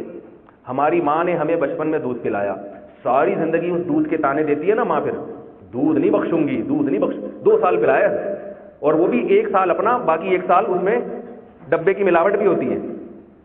یہ بھی دیسی ماؤں کی بات کر رہا ہوں, دیسی ماؤں کی, ورنہ جو زیادہ ایڈوانس قسم کی ماں ہے وہ 2-4 گھونٹ پلا دے وہ بہت ہے. تو اسی کا وہ تانا دینے کے لیے نا, تاکہ 1 آدھ گھونٹ پلا دو, زندگی میں تانے تو دے سکوں کہ میں نے دودھ پلایا تھا تجھے. تو اس کا یہ حق ہے, اور باقاعدہ حق پہنچتا ہے اس کو, چاہے 1 قطرہ بھی پلایا ہو, ان کا حق پہنچتا ہے کہ میں نے تجھے دودھ پلایا ہے. ساری زندگی اس کی خدمت کرتے ہیں, اور کرنی بھی چاہیے. بڑھاپے میں قرآن نے بھی حکم دیا, وَلَا تَقُل لَهُمَا اُفٍّ, اس کے سامنے تم نے اف نہیں کرنا ہے, اف. تو میرے بھائی زیادہ کون پلا رہی ہے؟ بھینس, اور وہ ساری زندگی پلا رہی ہے. جیسے ہی بوڑھی ہوئی اور اس نے دودھ دینا چھوڑا, تو بجائے اس کے کہ گھر لا کے بٹھاتے, اس کو عزت اور احترام دیتے, فوراً قصائی کے حوالے کر دیتے ہیں, بھائی کاٹ کے کھا جا. اور پائے بک رہے ہوتے ہیں کسی اور مارکیٹ میں, اس کا مغز کہیں اور جا رہا ہے نہاری میں ڈلنے کے لیے, چانپیں کہیں اور تشکیل ہو گئی اس کی, پھیپڑے کہیں اور چلے گئے کٹاکٹ میں جانے کے لیے. وہ ساری گائے کا کھال تک نہیں چھوڑتے, وہ بھی بیچ دیتے ہیں. اب تو کھر بھی بک رہے ہیں, سینگ بھی بک رہے ہیں. کیوں؟ ہندو تو نہیں مانتے, ہندو کہتے ہیں نہیں بھائی اتنی خدمت کی ہے. تو ہندوؤں سے پھر ہم کبھی الگ بات کریں گے, بھائی صرف گائے نہیں, بھینس زیادہ خدمت کر رہی ہے, اس کو ماں نہیں مانتے, گائے کو ماں مان رہے ہو. بکری بھی دودھ دیتی ہے, تو چلو اتنا نہیں دے رہی جتنا بھینس دے رہی ہے, تو بکری کو خالہ کا درجہ تو دے دو کم از کم, ماں کا نہیں دیتے تو ہے بھائی. تو وہ تو پھر ہم کبھی ہندوؤں سے بات چیت ہوگی تو ان سے بات کریں گے. لیکن ہم تو مسلمان ہیں نا, ہم تو گائے کو بھی کاٹ کے کھا جاتے ہیں, اگر وہ دودھ دینا بند کر دے بھینس کو بھی کاٹ کے کھا جاتے ہیں. تو کیا یہ ظلم نہیں ہے؟ یقیناً اس لیے ظلم نہیں ہے کہ اللہ نے قرآن میں کیا فرما دیا, یہ سب ہے تمہاری خدمت کے لیے. جب تک تمہاری خدمت کرے زندہ رکھو, جس دن تمہاری خدمت کرنا چھوڑ دیں, ان کی سزا ہے کہ کاٹ کے کھا جاؤ ان کو. کیوں خدمت تمہاری چھوڑی؟ پیدا میں نے تمہارے لیے کیا ہے. اب میرے بھائی وہی سوال آتا ہے گھوم پھر کے کہ یہ ساری چیزیں تو اللہ نے ہمارے لیے پیدا کر دی, ہمیں کس کے لیے پیدا کیا ہے؟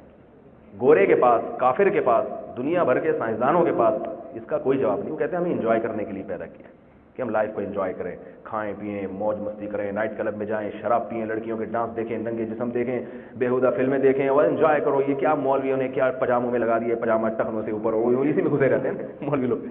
کہتے ہیں نا لوگ, یہ کیا ہے مسواک کرو اور پجامہ ٹخنا. حضرت مفتی تقی عثمانی صاحب کا ایک مشہور واقعہ ہے, ایک دفعہ جہاز میں سفر کر رہے تھے, تو کھانا جب آیا تو سیدھے ہاتھ سے کھانے لگے, تو ان کے ساتھ میں ایک بیٹھا ہوا تھا ایک مسلم ہی تھا, وہ الٹے ہاتھ سے کھا رہا تھا. تو حضرت مفتی تقی صاحب نے اسے فرمایا بھائی سیدھے ہاتھ سے کھائیں. تو فوراً کہتے ہیں ایک مولوی نے لوگوں کو الٹے سیدھے کے چکر میں بہت الجھایا ہوا ہے. کہنے لگا کہ یہ مولویوں نے لوگوں کو الٹے سیدھے کے چکر میں، پھر کہتا ہے گورا ان چکروں میں نہیں پڑتا، تبھی اتنی ترقی کی ہے اس نے. یہ مولوی اسی میں کہ جوتا پہلے سیدھے ہاتھ میں ڈالو، پھر الٹے ہاتھ میں اتارتے ہوئے پہلے الٹے پاؤں کا. گورا کہتا ہے جوتا پہنو، ٹھیک ہے نا، جس طرح سے پہنو جوتا ہونا چاہیے پاؤں، اور اگر ننگے پاؤں مزہ آ رہا ہے تو پھر ننگے پاؤں چلو. وہ کیا ہے کہ دائیں بائیں اور پاجامہ پہلے سیدھا پھر الٹا، یہ ان چکروں میں مولوی رہے. تو حضرت مفتی تقی صاحب نے تو خیر اس کو جواب دیا، انہوں نے فرمایا کہ یہ الٹے ہاتھ سے کھانے سے ترقی سے کیا ہوگا، یہ کھا رہے ہو تو ہاتھ بدل کے یہاں سے کھانا شروع کر دو، اس میں کیا کچھ ہاتھ سے اٹھا کے تھوڑی بار پھینک دے گا تمہیں، یہ کوئی امتحان میں فیل تھوڑی ہو جاؤ گے. تو مذہب تھوڑی آپ کو ترقی سے روکتا ہے، مذہب کا کوئی، آپ زنا سے بچیں تو اس سے ترقی کم تھوڑی ہوگی اور آپ کو ٹائم اچھا مل جائے گا. ان چیزوں سے بچیں، آپ شراب سے بچیں، آپ نماز پڑھیں، کیونکہ جس خدا نے پیدا کیا ہے وہ چاہتا ہے کہ میرے سامنے سر جھکاؤ. اتنا ٹائم آپ کو نکالنا پڑے گا. اس نے اتنی خدمت کے لیے اتنی کائنات آپ کی خدمت کے لیے لگا دی، تو وہ کہہ رہے ہیں کہ میں نے بھی کسی مقصد کے بے مقصد پیدا نہیں کیا. اللہ نے اس کی دلیل دی قرآن میں، فرمایا کہ ما خلقنا السماوات والارض وما بینہما لاعبا، فرمایا ہماری یہ حیثیت نہیں ہے کہ ہم کائنات کو کھیل اور تماشے کے لیے بنا دیں. دیکھو جب کوئی انسان کوئی فضول کام کرتا ہے تو لوگ اس کا مذاق اڑاتے ہیں. آپ نے دیکھا کبھی دبئی میں کوئی بلڈنگ بن رہی ہے، نقشے پاس ہو رہے ہیں، انجینئروں کو بلایا جا رہا ہے، سیمنٹ بجلی لایا جا رہا ہے، کرینیں لائی جا رہی ہیں، پوری بلڈنگ تعمیر کر دی، اس میں واش روم، اس میں کمرے اور وہ ساری چیزیں بنا دی اور عملہ لا کے بٹھا دیا. اب آپ انجینئر سے پوچھ رہے ہیں کہ یار یہ کیوں کر رہے ہو؟ کہ ویسے ہی کر رہا ہوں. بھائی لوگوں کی رہائش کے لیے کرو گے؟ رہائش نہیں، ویسے ہی. تو آپ کیا کہیں گے؟ بھائی بچپن میں ریت میں گھروندے بنائے جاتے ہیں، ویسے ہی وہ بچے ٹائم پاس کرنے کے لیے ریت میں یا مٹی کے گھر بنا دیں گے، کیونکہ وہ بچے ہوتے ہیں، ناسمجھ ہوتے ہیں، اس لیے اچھے بھی لگتے ہیں. لیکن آپ سمجھدار انسان ہیں، آپ ویسے ہی انٹرٹینمنٹ کے لیے ایک بلڈنگ بنائی اور توڑ دو گے اس کو، ایسے ہی بنا رہے ہو، بنایا توڑنے کے لیے. تو توڑنے کے لیے بنانا، یہ کوئی عقل مند آدمی یہ کام نہیں کرتا. یہ بچے تو کرتے ہیں کیونکہ بچے ہیں، ناسمجھ ہیں. وہ گھر بنائیں گے توڑ دیں گے، گاڑی بنائیں گے، مٹی کی گاڑیاں بنائیں گے توڑ دیں گے. آپ بچے کو کھلونا دیں، تھوڑی دیر کھیلے گا پھر توڑ کے پھینک دے گا اس سے. لیکن کوئی عقل مند آدمی کبھی بھی توڑنے کے لیے چیزیں نہیں بناتا. تو اللہ نے ہمیں پانی سے بنایا، ایک منی کے غلیظ قطرے سے بنایا، قدرت کا شاہکار، صرف اس لیے کہ بنا کے میں موت دے دوں گا اس کو، صرف اس لیے پانی سے بنایا. یا ایھا الناس ان کنتم فی ریب مما ان کنتم فی شک مما ان کنتم فی ریب، اگر تم شک میں ہو جس چیز کا ہم نے تم سے وعدہ کیا ہے نا کہ ہم تمہیں دوبارہ زندہ کریں گے اور ہم نے تمہیں کسی مقصد کے لیے بنایا ہے، اگر تمہاری سمجھ میں یہ بات نہیں آتی، فإنا خلقناکم من تراب. جو آدمی کہتا ہے نا بے مقصد بنایا ہے، اس کا مطلب کیا؟ اللہ نے پیدا کیا مارنے کے لیے اور کوئی مقصد نہیں. پیدا کیا ہے بس انجوائے کرو مر جاؤ، ختم. تو صرف اس لیے اگر اللہ نے بنایا تو اللہ فرماتے ہیں فإنا خلقناکم من تراب، تمہیں کتنے عجیب انداز سے بنایا ہے میں نے. پہلے مٹی سے، ثم من نطفہ، اس مٹی سے پانی کا قطرہ، منی کا قطرہ بناتا ہوں، اسپرم بنتے ہیں اس سے. پھر اس ایک قطرے میں جو کروڑواں حصہ ہوتا ہے قطرے کا، اس میں آنکھ بنائی، ناک بنایا، جگر بنایا، دل بنایا، پھیپڑے بنائے اور اس میں دماغ بنایا، آنکھیں بنائی، اور یہ ساری چیزیں بنتی بھی ہیں، اپنی اپنی جگہ پہ فٹ ہونا بھی شروع ہوتی ہیں. یہ ماں کے پیٹ میں عجیب اللہ نے قدرت کا وہ دیکھو، ماں جب پہلے روٹی کھاتی ہے تو خون بنتا ہے، جب پریگننسی ہو جاتی ہے اسے، اب جب روٹی کھائے گی تو اسی روٹی سے اللہ بچے کی آنکھ بھی بنائیں گے، اسی روٹی سے اللہ بچے کی ناک بھی بنائیں گے، اسی روٹی سے آنکھ بھی بنتی ہے، اسی سے ہونٹ بھی بنتے ہیں. الم نجعل لہ عینین، فرمایا کیا میں نے اس روٹی سے تمہارے دو ہونٹ نہیں بنا دیے؟ ولسانا وشفتین، تمہاری زبان نہیں بنائی میں نے اس سے، اور تمہاری جو ہے نا ناک نہیں بنائی، آنکھیں نہیں بنائی، بے مقصد بنائی ہے. فلمیں دیکھنے کے لیے آنکھیں بنا دی اس نے روٹی سے. اتنی بڑی قدرت، جیسے کوئی بہت بڑا انجینئر کوئی بہت بڑی خوبصورت عمارت بناتا ہے، پوری دنیا کے لوگ اسے دیکھنے کے لیے آتے ہیں اور کیا مقصد کہہ رہے ہیں؟ کل توڑ کے گرا دوں گا بس اس کو. تو اللہ فرماتے ہیں پانی سے میں نے تمہیں بنایا، آنکھ، ناک، دل، دماغ، جگر، پھیپڑے، گردے، کلیجی، اور یہ ساری چیزیں اپنی اپنی جگہ پہ بن بھی رہی ہیں اور فٹ بھی ہو رہی ہیں. اور ثم انشأناہ خلقا آخر، اگر تھوڑی دیر پہلے دنیا میں آ جاتے اتنی سڑی ہوئی بدبو آتی کہ لوگ بھاگ جاتے، لیکن جب تمہاری تعمیر مکمل ہوتی ہے، اوپر کھال چڑھا دیتا ہوں، خوبصورت چہرہ دے دیتا ہوں، اس کے بعد میں تمہیں دنیا میں لے کر آتا ہوں. کتنا خوبصورت بچہ، ہر ایک کو اس پہ پیار آتا ہے، ہر ایک اس کو گود میں اٹھاتا ہے. اور ایسا میں نے تمہیں بنا کے فرمایا کہ پھر آنکھ سوچنے کے لیے دماغ دیا، دیکھنے کے لیے آنکھیں دی، سننے کے لیے کان دیے. اما شاکرن و اما کفورا، فرمایا پھر دو قسم کے لوگ ہیں، کچھ تو شکر گزار بن جاتے ہیں. ہمارے ہاں تو بہت سارے فرقے ہیں نا، دیوبندی بھی ہے، بریلوی بھی ہے، اہل حدیث بھی ہے، سلفی بھی ہے، حنفی بھی ہے، اور پتہ نہیں کتنے کتنے فرقے ہیں. لیکن اللہ کے یہاں صرف دنیا میں دو ہی فرقے ہیں، اما شاکرن، یا تو میری مان کے چلنے والا بنے گا شکر گزار، اما کفورا، یا میرا انکار کر دے گا. دو ہی ہیں اللہ کے یہاں، شکر گزار اور ناشکرا۔ شکر گزار کا کیا مطلب؟ مانے گا کہ مجھے کس نے بنایا؟ اللہ نے۔ مانے گا کہ مجھے یہ پانی کون پلا رہا ہے؟ اللہ۔ مانے گا کہ مجھے دودھ کون پلا رہا ہے؟ اللہ۔ مانے گا کہ یہ روٹی کہاں سے آئی ہے؟ اللہ کے خزانوں سے آئی ہے۔ مانے گا کہ زمین کی رگوں سے پیٹرول کون نکال رہا ہے؟ کس نے پیدا کیا؟ اللہ نے۔ مانے گا ان پہاڑوں کو زمین کا توازن قائم کرنے کے لیے کس نے بنایا؟ اللہ نے۔ مانے گا کہ یہ سمندر سے پانی اٹھا کے آسمانوں پہ لے جانا اور آسمانوں سے زمین پہ برسانا یہ کون کر رہا ہے؟ اللہ کر رہا ہے۔ مانے گا کہ میرے جو جیب ہے نا اس میں پیسے کون پہنچا رہا ہے؟ اللہ۔ مانے گا کہ مجھے مرد کس نے بنایا؟ اللہ نے۔ اور مانے گی کہ مجھے عورت کس نے بنایا؟ اللہ نے۔ پھر مانے گا کہ مجھے اولاد کس نے دی؟ اللہ نے۔ مانے گا کہ میں جب پیدا ہوا تھا میری ماں کے دل میں ممتا اور ماں کی شفقت کا جذبہ کس نے رکھا؟ اللہ نے۔ اگر اللہ نہ رکھتا تو پھر یہ سب میں ہوتی، مچھلیوں میں بھی ہوتی، سانپ میں بھی ہوتی، ان سے نکال لی اور میری ماں کے دل میں اللہ نے محبت کا جذبہ پیدا کیا، یہ اللہ نے کیا ہے۔ یہ شکر گزار لوگوں کی صفات ہیں۔ اور ناشکرا ہوگا وہ کہے گا پانی پیو، یہ نہ دیکھو سمندر سے بادل اٹھے ہیں، اٹھائے کس نے ہے؟ پانی برسایا کس نے؟ پانی پیو بس۔ پانی میں ہائیڈروجن 2 مالیکیول ہوتے ہیں، آکسیجن 1 ہوتا ہے، 2 ہائیڈروجن اور 1 آکسیجن سے مل کے پانی بنتا ہے، بس اس پہ ریسرچ کرو، آگے جانے کی ضرورت نہیں ہے۔ دودھ میں اتنا کیلشیم ہوتا ہے، اتنا وائٹامن اے ہوتا ہے، اتنا وائٹامن بی ہوتا ہے، اس سے آگے بڑھنے کی کوشش نہ کرو۔ پیسہ یہاں سے کمایا جاتا ہے، ادھر خرچ کیا جاتا ہے، اور جتنا کمایا اس کو ڈبل کیسے کیا جاتا ہے؟ وہ اس طرح سے کیا جاتا ہے، بس اس سے آگے بڑھنے کی کوشش نہ کرو۔ تو یہ کون ہے؟ کفورا۔ کفور کسے کہتے ہیں؟ بڑا ناشکرا، بہت بڑا ناشکرا، کھا رہا ہے مگر غور کرنے کی کوشش نہیں کرتا۔ تو میرے بھائی میں بات کو سمیٹ کے جلدی سے ختم کرتا ہوں کہ دیکھو اللہ نے اس کائنات کو ہمارے لیے بنایا، اور ہمیں کس کے لیے بنایا اس نے بتا دیا، بے مقصد نہیں بلکہ امتحان کے لیے بنایا ہے کہ تم اس دنیا میں جینے کے بعد، اس اللہ کی قدرت کے نظارے دیکھنے کے بعد اپنے بنانے والے کو یاد رکھتے ہو یا نہیں رکھتے۔ اگر یاد رکھتے ہو تو تم کامیاب ہو۔ یہ صرف ایڈورٹائزمنٹ کے لیے ایک دنیا میں نے دی ہے، اصل آخرت ہے۔ یہ یہاں کی نعمتوں سے تمہیں پتہ چلے گا کہ جو امتحان میں کامیاب ہو کے میرے پاس آئیں گے ان کو کیا ملے گا۔ ان کے لیے اللہ نے جنت رکھی ہے، کچھ بھی نہیں ہے دبئی کی بلڈنگیں اور شارجہ کی بلڈنگیں اور یورپ امریکہ کی بلڈنگیں۔ اللہ نے جنت میں جو کچھ بنایا ہے یاقوت اور مرجان کے پتھروں سے وہاں اللہ نے محلات بنائے ہیں اپنے نیک بندوں کے لیے، اور کچھ بھی نہیں ہے یہ عورتیں جن کے حسن سے لوگ متاثر ہوتے ہیں اور شراب خانوں کی طرف جاتے ہیں۔ اللہ نے قرآن مجید میں فرمایا ایسی عورتیں میں نے رکھی ہیں تمہارے لیے، ایسی عورتیں رکھی ہیں کأنہن بیض مکنون، جیسے چھپائے ہوئے انڈے ہوتے ہیں سفید کہ ان پہ کوئی داغ دھبا نہیں ہوتا، ایسی میں نے جنت کی عورتیں رکھی ہیں تمہارے لیے۔ اگر تم دنیا میں میری اطاعت کرو گے، اپنی نظر کی حفاظت کرو گے، زنا اور شراب سے بچو گے، تو میں نے تمہارے لیے ایسی عورتیں سنبھال کے رکھی ہوئی ہیں۔ مقصورات فی الخیام، خیموں میں بند کر دیا ہے۔ لم یطمثہن انس قبلہم ولا جان، تم سے پہلے نہ کسی جن نے ان کو ہاتھ لگایا ہوگا نہ کسی انسان نے، تمہارے لیے ہیں وہ۔ اور فرمایا کأنہن الیاقوت والمرجان، اللہ نے تشبیہات دی ہے جیسے یاقوت اور مرجان کے موتی اور پتھر ہوتے ہیں خوبصورت، ایسی ان کی جلد میں شفافیت ہوگی۔ قاصرات الطرف عین، اور کواعب اترابا، فرمایا خوبصورت جوان ہوں گی۔ اللہ ان کی جوانی کی بھی تعریف کر رہا ہے، اللہ ان کی خوبصورتی کی بھی تعریف کر رہا ہے، اللہ ان کی آنکھوں کی بھی تعریف کر رہا ہے۔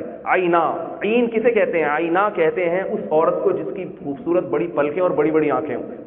اللہ فرمانے عین، عین آئینہ کی جمع ہے، اور حور یہ احور کی جمع ہے، حورا کی جمع ہے۔ حورا کہتے ہیں سفید رنگت والی، خوبصورت، ایسی رنگت والی اللہ نے، وہ اصل ہے۔ یہ تو اس لیے ہے امتحان کے لیے۔ یہاں حلال، حلال ٹھیک ہے، میں اکثر بتاتا ہوں، لوگ چڑھتے بہت ہیں میری اس بات سے۔ حلال اللہ نے 4 رکھنے کی اجازت دی، لوگ کہیں گے دبئی جا کے بھی 4 شادیوں کی ترغیب دے کے آ رہے ہیں، میرے بیان سنتے ہیں نا۔ حلال پہ نہیں ہے، حلال پہ سوال نہیں ہوگا، تو حلال ہے نا، تو اللہ نے کہا کہ یہ میں نے پیدا ہی اہل ایمان کے لیے کیا حلال، تو حلال اللہ نے 4، اس میں تو ایک بھی نہیں کرتے۔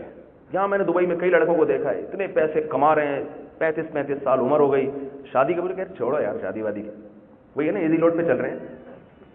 شادی ہوگی، ان کو پتہ ہے شادی ہوگی، پھر بچے ہوں گے، پھر آدھا تو وہاں بھیجوں گا۔ تو بھائی حلال اللہ نے 4 رکھنے کی اجازت دے دی ہے نا اسلام میں، وہ 4 رکھ۔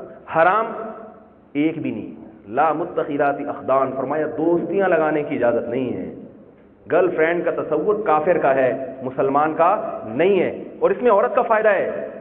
گورے کہتے تو ہم نے عورت کو حقوق دے دیے، آزادی ہے، کیا حقوق ہیں؟ وہ بیوی بننے میں اس کا فائدہ زیادہ ہے گرل فرینڈ بننے میں؟ بیوی بنا لیا، پھر یہاں سے آدھے جتنے کما رہے ہو نا 70% دراہم اس کو بھیجنے پڑیں گے، اور گرل فرینڈ بنا لیا، مس کال سے کام چلاؤ، ٹھیک ہے نا، ایک مس کال دے دی، وہ بھی مس کال وہ سمجھ جائیں گے وہاں پر ملنا ہے بس۔ آج کل تو جس کے پاس غریب آدمی ہے نا، وہ میں اکثر واقعہ سناتا ہوں۔ ایک آدمی وہ ایک ہوٹل پہ گیا، تھوڑا سا آپ تھک بھی گئے تو تھوڑے سے چٹکلا سنا کے بس بات ختم کرتا ہوں. وہ ہوٹل پہ گیا اپنی گرل فرینڈ کو لے کر. ہوٹل والے سے کہتے ہیں اللہ کے نام پہ 2 دودھ پتی دے دو. دودھ پتی سب سمجھتے ہیں نا, ہے بھائی, اللہ کے نام پہ 2 دودھ. گرل فرینڈ ہے نا, اس کو سادہ چائے بھی اس کو 2 دودھ پتی پلانی پڑے گی. اللہ کے نام پہ 2 دودھ پتی دے دو. اس نے کہا بھائی جب تو اتنا غریب ہے, بھکاری ہے, تو تجھے گرل فرینڈ رکھنے کی ضرورت کیا ہے؟ کہتا ہے بھکاری ہوں ہی, گرل فرینڈ رکھ کے بھکاری بن گیا ہوں. پہلے نہیں تھا ایسے, اب ہو گیا ہوں. اللہ تعالیٰ نے حرام میں برکت نہیں رکھی. شادی شدہ آدمی جتنا بیوی بچوں پہ خرچ کرتا ہے اللہ اس کے مال میں اور برکت دیتے ہیں, اور جو حرام پہ خرچ کرتا ہے روتا ہی رہتا ہے ساری زندگی. زانی آدمی روتا ہی رہتا ہے, پیسے ہی نہیں ہے, پیسے ہی نہیں ہے, پیسے ہی نہیں ہے. تو حرام سے اپنے آپ کو بچاؤ, اللہ یہاں بھی دے گا, اور وہاں اللہ نے اپنے نیک بندوں کے لیے حوریں رکھی ہوئی ہیں, یہاں بھی دے گا وہاں بھی دے گا, باغات ہیں وہاں پہ. اور اگر اللہ کی نافرمانی کی تو جہنم کی آگ ہے, کیونکہ قل عبادی انی انا الغفور الرحیم. اللہ نے اعلان کر دیا میرے بندوں سے کہہ دو میں بہت مغفرت کرنے والا, بہت رحمت کرنے والا ہوں.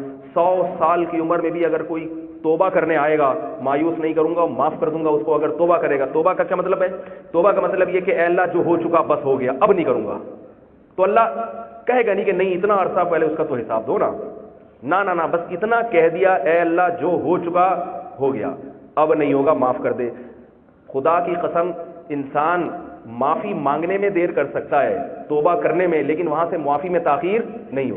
ایک روایت میں آتا ہے کہ 70 مرتبہ بھی اگر کوئی شخص گناہ کر کے توبہ کرے, دل میں یہی عزم ہو کہ آئندہ نہیں کروں گا میں, یہ نہیں کہ دل میں ہو کہ کروں گا تو دوبارہ. توبہ اسے کہتے نہیں ہے. توبہ کا مطلب جو ہو گیا اللہ معاف کر دے, آئندہ نہیں. پھر آئندہ ہو گیا اس سے, پھر کہہ رہے اللہ ہو گیا معاف کر دے, سچے دل سے توبہ کرتا ہوں آئندہ نہیں کروں گا. پھر توبہ ٹوٹ گئی, پھر اللہ سے توبہ کرتا ہے اللہ معاف کر دے, پکا وعدہ آئندہ نہیں کروں گا. تو یاد رکھو اس کے توبہ کرنے میں تاخیر ہوگی, معاف کرنے میں تاخیر نہیں ہوگی. کیونکہ روایت میں آتا ہے کہ اگر ایک شخص 70 مرتبہ گناہ کر کے 70 مرتبہ بھی توبہ کرتا ہے تو اللہ 70ویں مرتبہ بھی اس کی توبہ قبول کرتا ہے. کیوں؟ اس لیے کہ اگر اللہ توبہ قبول نہ کرے تو پھر اس کے پاس آپشن آ گیا کہ اب یہ گناہ کرتا رہے, یا یہ کسی مندر میں جائے پھر, یا کسی چرچ میں جائے. اللہ یہ نہیں چاہتے کہ یہ کسی بت کے سامنے جا کے سر جھکائے یا دوبارہ گناہ کرے. اللہ کہتے ہیں کوئی بات نہیں, تو نے کیا ہے, میرے سامنے سر جھکائے گا تو میں معافی کروں گا. یہ اللہ کی رحمت ہے. لیکن اللہ کا عذاب کیا ہے کہ اگر بغیر توبہ کے مر گیا, اور یاد رکھو موت کا کوئی پتہ نہیں ہے کسی, پھر اللہ کا عذاب کیا ہے, قل عبادی انی انا الغفور الرحیم, بہت معاف کرنے والا, بہت رحم کرنے والا ہوں, لیکن ان عذابی هو العذاب العلیم, لیکن میرا عذاب وہ بھی بہت دردناک ہے. تو اللہ نے بتا دیا میں عذاب دینے والا نہیں ہوں, صفت تو میری مغفرت ہی ہے, لیکن جب دیتا ہوں تو پھر بھرپور, کیونکہ میں خدا ہوں, میں اس کائنات کا بادشاہ ہوں, پھر میں چھوٹی سزا نہیں دیتا. پھر اس نے جہنم کی آگ رکھی ہے. تو میرے بھائی اپنے آپ کو بھی جہنم کی آگ سے بچاؤ. یہاں کا ماحول ایسا ہے کہ نوجوان طبقہ بہت جلدی شراب کباب کی طرف جاتا ہے, اور جب انسان اپنے ملک سے دور ہوتا ہے نا تو اس پہ خاندان کی طرف سے پابندیاں نہیں ہوتی. کسی کو کیا پتا کون یہاں کیا کر رہا ہے, یہاں وہی بچے گا جس کے دل میں اللہ کا خوف ہو, وہی بچے گا. یہ آزمائش ہے. رزق کمانے سے اللہ نے منع نہیں کیا, بلکہ رزق تو پوری دنیا اللہ نے ہمارے لیے پیدا کی ہے. زمین میں چلو پھرو, اللہ کی روزی تلاش کرو. لیکن اللہ نے کیا بتایا کہ یہ جو نعمتیں اللہ کی طرف سے تمہیں مل رہی ہیں, ان کے بارے میں یہ دماغ میں رکھو کہ ان نعمتوں کا تم سے سوال ہوگا. تو بھائی سب سے پہلا سوال کس کے بارے میں ہوگا؟ سب کو معلوم ہے, نماز کے بارے میں. سب سے پہلے اللہ یہ کہے گا کہ میرے سامنے جب میں ندا کرتا تھا اللہ اکبر حی علی الصلاح حی علی الفلاح کی, تو سجدہ کرنے کے لیے میرے سامنے حاضر ہوتا تھا یا نہیں ہوتا؟ تو جتنے لوگ یہاں بیٹھے ہیں سب سے پہلے یہ عزم کریں, میں بھی عزم کرتا ہوں, آپ بھی, کہ نماز انشاءاللہ کبھی بھی ضائع نہیں ہو. یہ سب سے پہلا مطالبہ ہے, سب سے پہلا مطالبہ ہے. بھائی میں کھلا رہا ہوں تو جب میں 5 ٹائم تمہیں بلا رہا ہوں, اور یہ اللہ نے اوقات بھی ایسے نہیں رکھے, بلکہ یہ ایسے اوقات رکھے نماز کے جس میں کائنات میں بہت بڑا تغیر ہو رہا ہوتا ہے. ایک فجر کا وقت ہے کہ اب سورج سفر کر کے آ رہا ہے اور صبح کی روشنی طلوع ہونے والی ہے. تو اللہ کہتے ہیں اتنی بڑی قدرت کا اظہار ہونے والا ہے میرا کہ صبح سلایا, دوبارہ میں دن وہیں سے, تبھی لوگ صبح دوبارہ دفتر, وہی روٹین, پورا عمل ریورس ہو جاتا ہے. تو اس لیے اللہ نے کہا کہ اتنی بڑی قدرت کا میں اور نعمت کا اظہار کرنے والا ہوں, اٹھو اور جا کے سجدہ کرو. کتنی خوبصورت نماز ہوتی ہے فجر کی. سب سے زیادہ لذیذ نماز کون سی ہے؟ اب بتاؤ, اس میں کسی کا اختلاف ہے؟ لذیذ بریلوی دیوبندی اور فلانے ڈمکانا, سب کہتے ہیں بھائی فجر کی نماز. لوگ کہتے ہیں نہیں, مولویوں کے اختلافات اتنے, کوئی کہتا ہے ہری پگڑی, کوئی کہتا ہے سفید پگڑی, کوئی کہتا ہے یہ پاجامہ, کوئی کہتا ہے نہیں پینٹ, کوئی جو ہے اب ٹائی والے بھی آ گئے ہیں, ڈاکٹر ذاکر نائک ٹائی لگاتے ہیں, اور یہ اب کیا ہے سمجھ میں نہیں آ رہا. تو بھائی جو سمجھ میں آ رہا ہے وہ تو کر لو.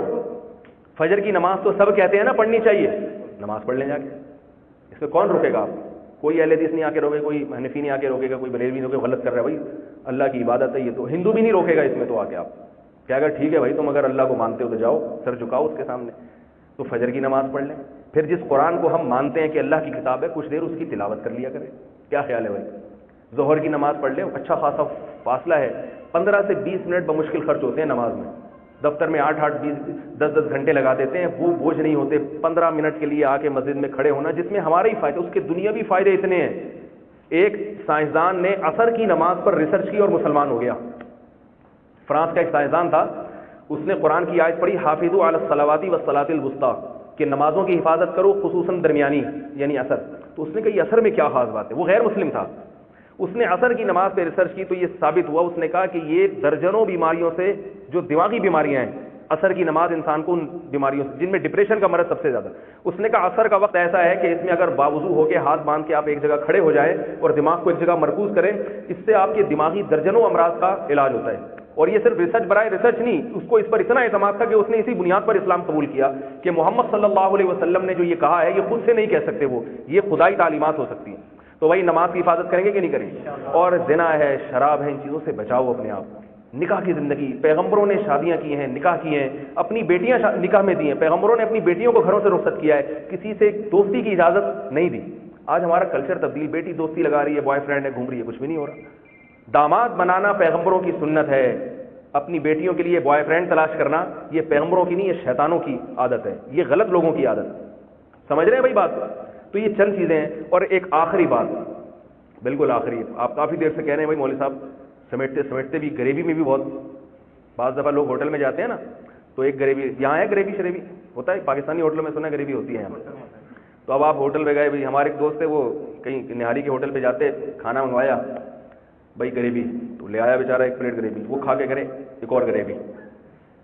تو وہ 2-3 گریویاں لا کے نا, وہ کیا کرتے تھے 5-6 آدمی چلے جاتے تھے کہ بھائی باقی نا اب 5-6 آدمیوں کے لیے تو خرچہ زیادہ ہوگا نا, تو وہ پھر گریویوں پہ, تو ایک دن ہوٹل والے نے غصہ کیا, وہ نکلو اتنی گریویاں نہیں ہیں یہاں پہ. تو آپ بھی کہیں گے مولوی صاحب جو ہے نا وہ کھینچتے چلے آ رہے ہیں. بالکل آخری بات, دیکھو یہ جتنی باتیں ہیں میں نے کی ہیں, میں سمجھتا ہوں کہ کوئی کافر بھی ہوگا نا ان باتوں میں سے کسی بات سے اختلاف نہیں کرے گا. وہ کہے گا یہ بالکل فطرت کو اپیل کرنے والی باتیں 100% درست ہیں, چاہے ہندو ہو چاہے عیسائی ہو. اسلام میں اتنی طاقت اور اتنی قوت ہے, اسلام جو بات کرتا ہے نا, ایسا ہی نہیں کہ کسی پنڈت جی نے بیٹھ کے کوئی بات کر دی ہو, ہوا میں اڑا دی ہو اور اس کا لوگ مطلب تلاش کر رہے ہو, یا کسی پادری نے کر دی ہو. اسلام کی بات کس کی ہے؟ اللہ کی. ایسی باتیں نہیں ہیں ہوائی باتیں اسلام کی, مضبوط بنیادوں پر. تبھی قرآن نے کہا نزل الفرقان, اللہ نے ہم ایسی کتاب نازل کی ہے جو حق اور باطل کو الگ الگ کر کے رکھ دیتی ہے, ایسا کر دیتی ہے, بالکل دودھ کا دودھ پانی کا پانی کر دیتی ہے. تو ایسی کتاب نہیں ہے. نظریاتی طور پر تو ہماری اصلاح ہو جاتی ہے, کانسیپٹ تو کلیئر ہو جاتا ہے ہمارا, عمل میں کیا ہوتا ہے گڑبڑ.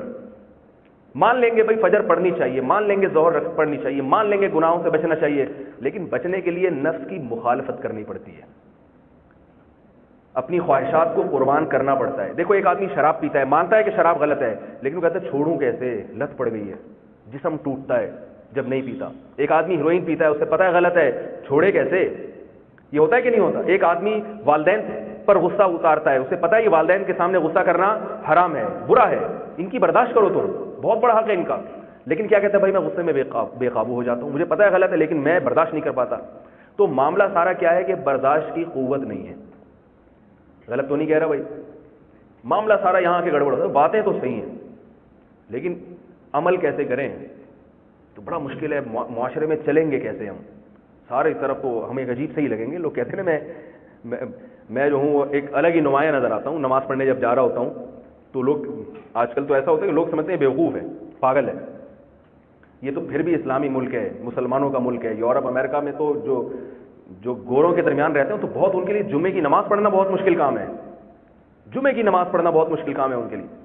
تو اب سوال یہ پیدا ہوتا ہے بھائی ہم اپنے لائف اسٹائل تبدیل کیسے کریں. میں یہ نہیں کہہ رہا کہ آپ پورے ملا بن جائیں, پگڑی پہننا کوئی ضروری نہیں ہے, پہنے ٹھیک ہے, نہیں کوئی بھی ضروری نہیں ہے. یہ ٹوپی پہننا بھی ضروری نہیں ہے, بہتر ہے پہن لیں, سر ڈھکا ہوا اچھا لگتا ہے, لیکن یہ کوئی ضروری نہیں ہے. ضروری کیا ہے جو میں نے آپ کو بتایا, جو فرائض واجبات ہیں. تو اب سوال یہ پیدا ہوتا ہے کہ ان پر ہم کیسے آئیں. تو یاد رکھیے اس کے آنے کا طریقہ بھی اللہ اس کے رسول نے بتایا. بس ایک حدیث سناؤں گا اور وعدہ لاسٹ ہوگی وہ, ٹھیک ہے, وہ تاکہ وہ طریقہ آپ کو دلائل سے سمجھ میں آ جائے. یہ چوتھی گریوی چل رہی ہے میرا خیال. کراچی سے آئے ہیں تو بھائی گریویاں تو چلیں گی. رسول اللہ صلی اللہ علیہ وسلم نے فرمایا پچھلی امتوں میں ایک شخص تھا جس نے 99 انسانوں کو قتل کیا تھا. کتنے؟ 99. اسے 99 انسانوں کو قتل کرنے کے بعد خیال آیا کہ اگر میں مر گیا, دیکھو تھا اللہ کو ماننے والا, کافر ہوتا تو وہ کہتا ہے چھوڑو جو مرضی کیا.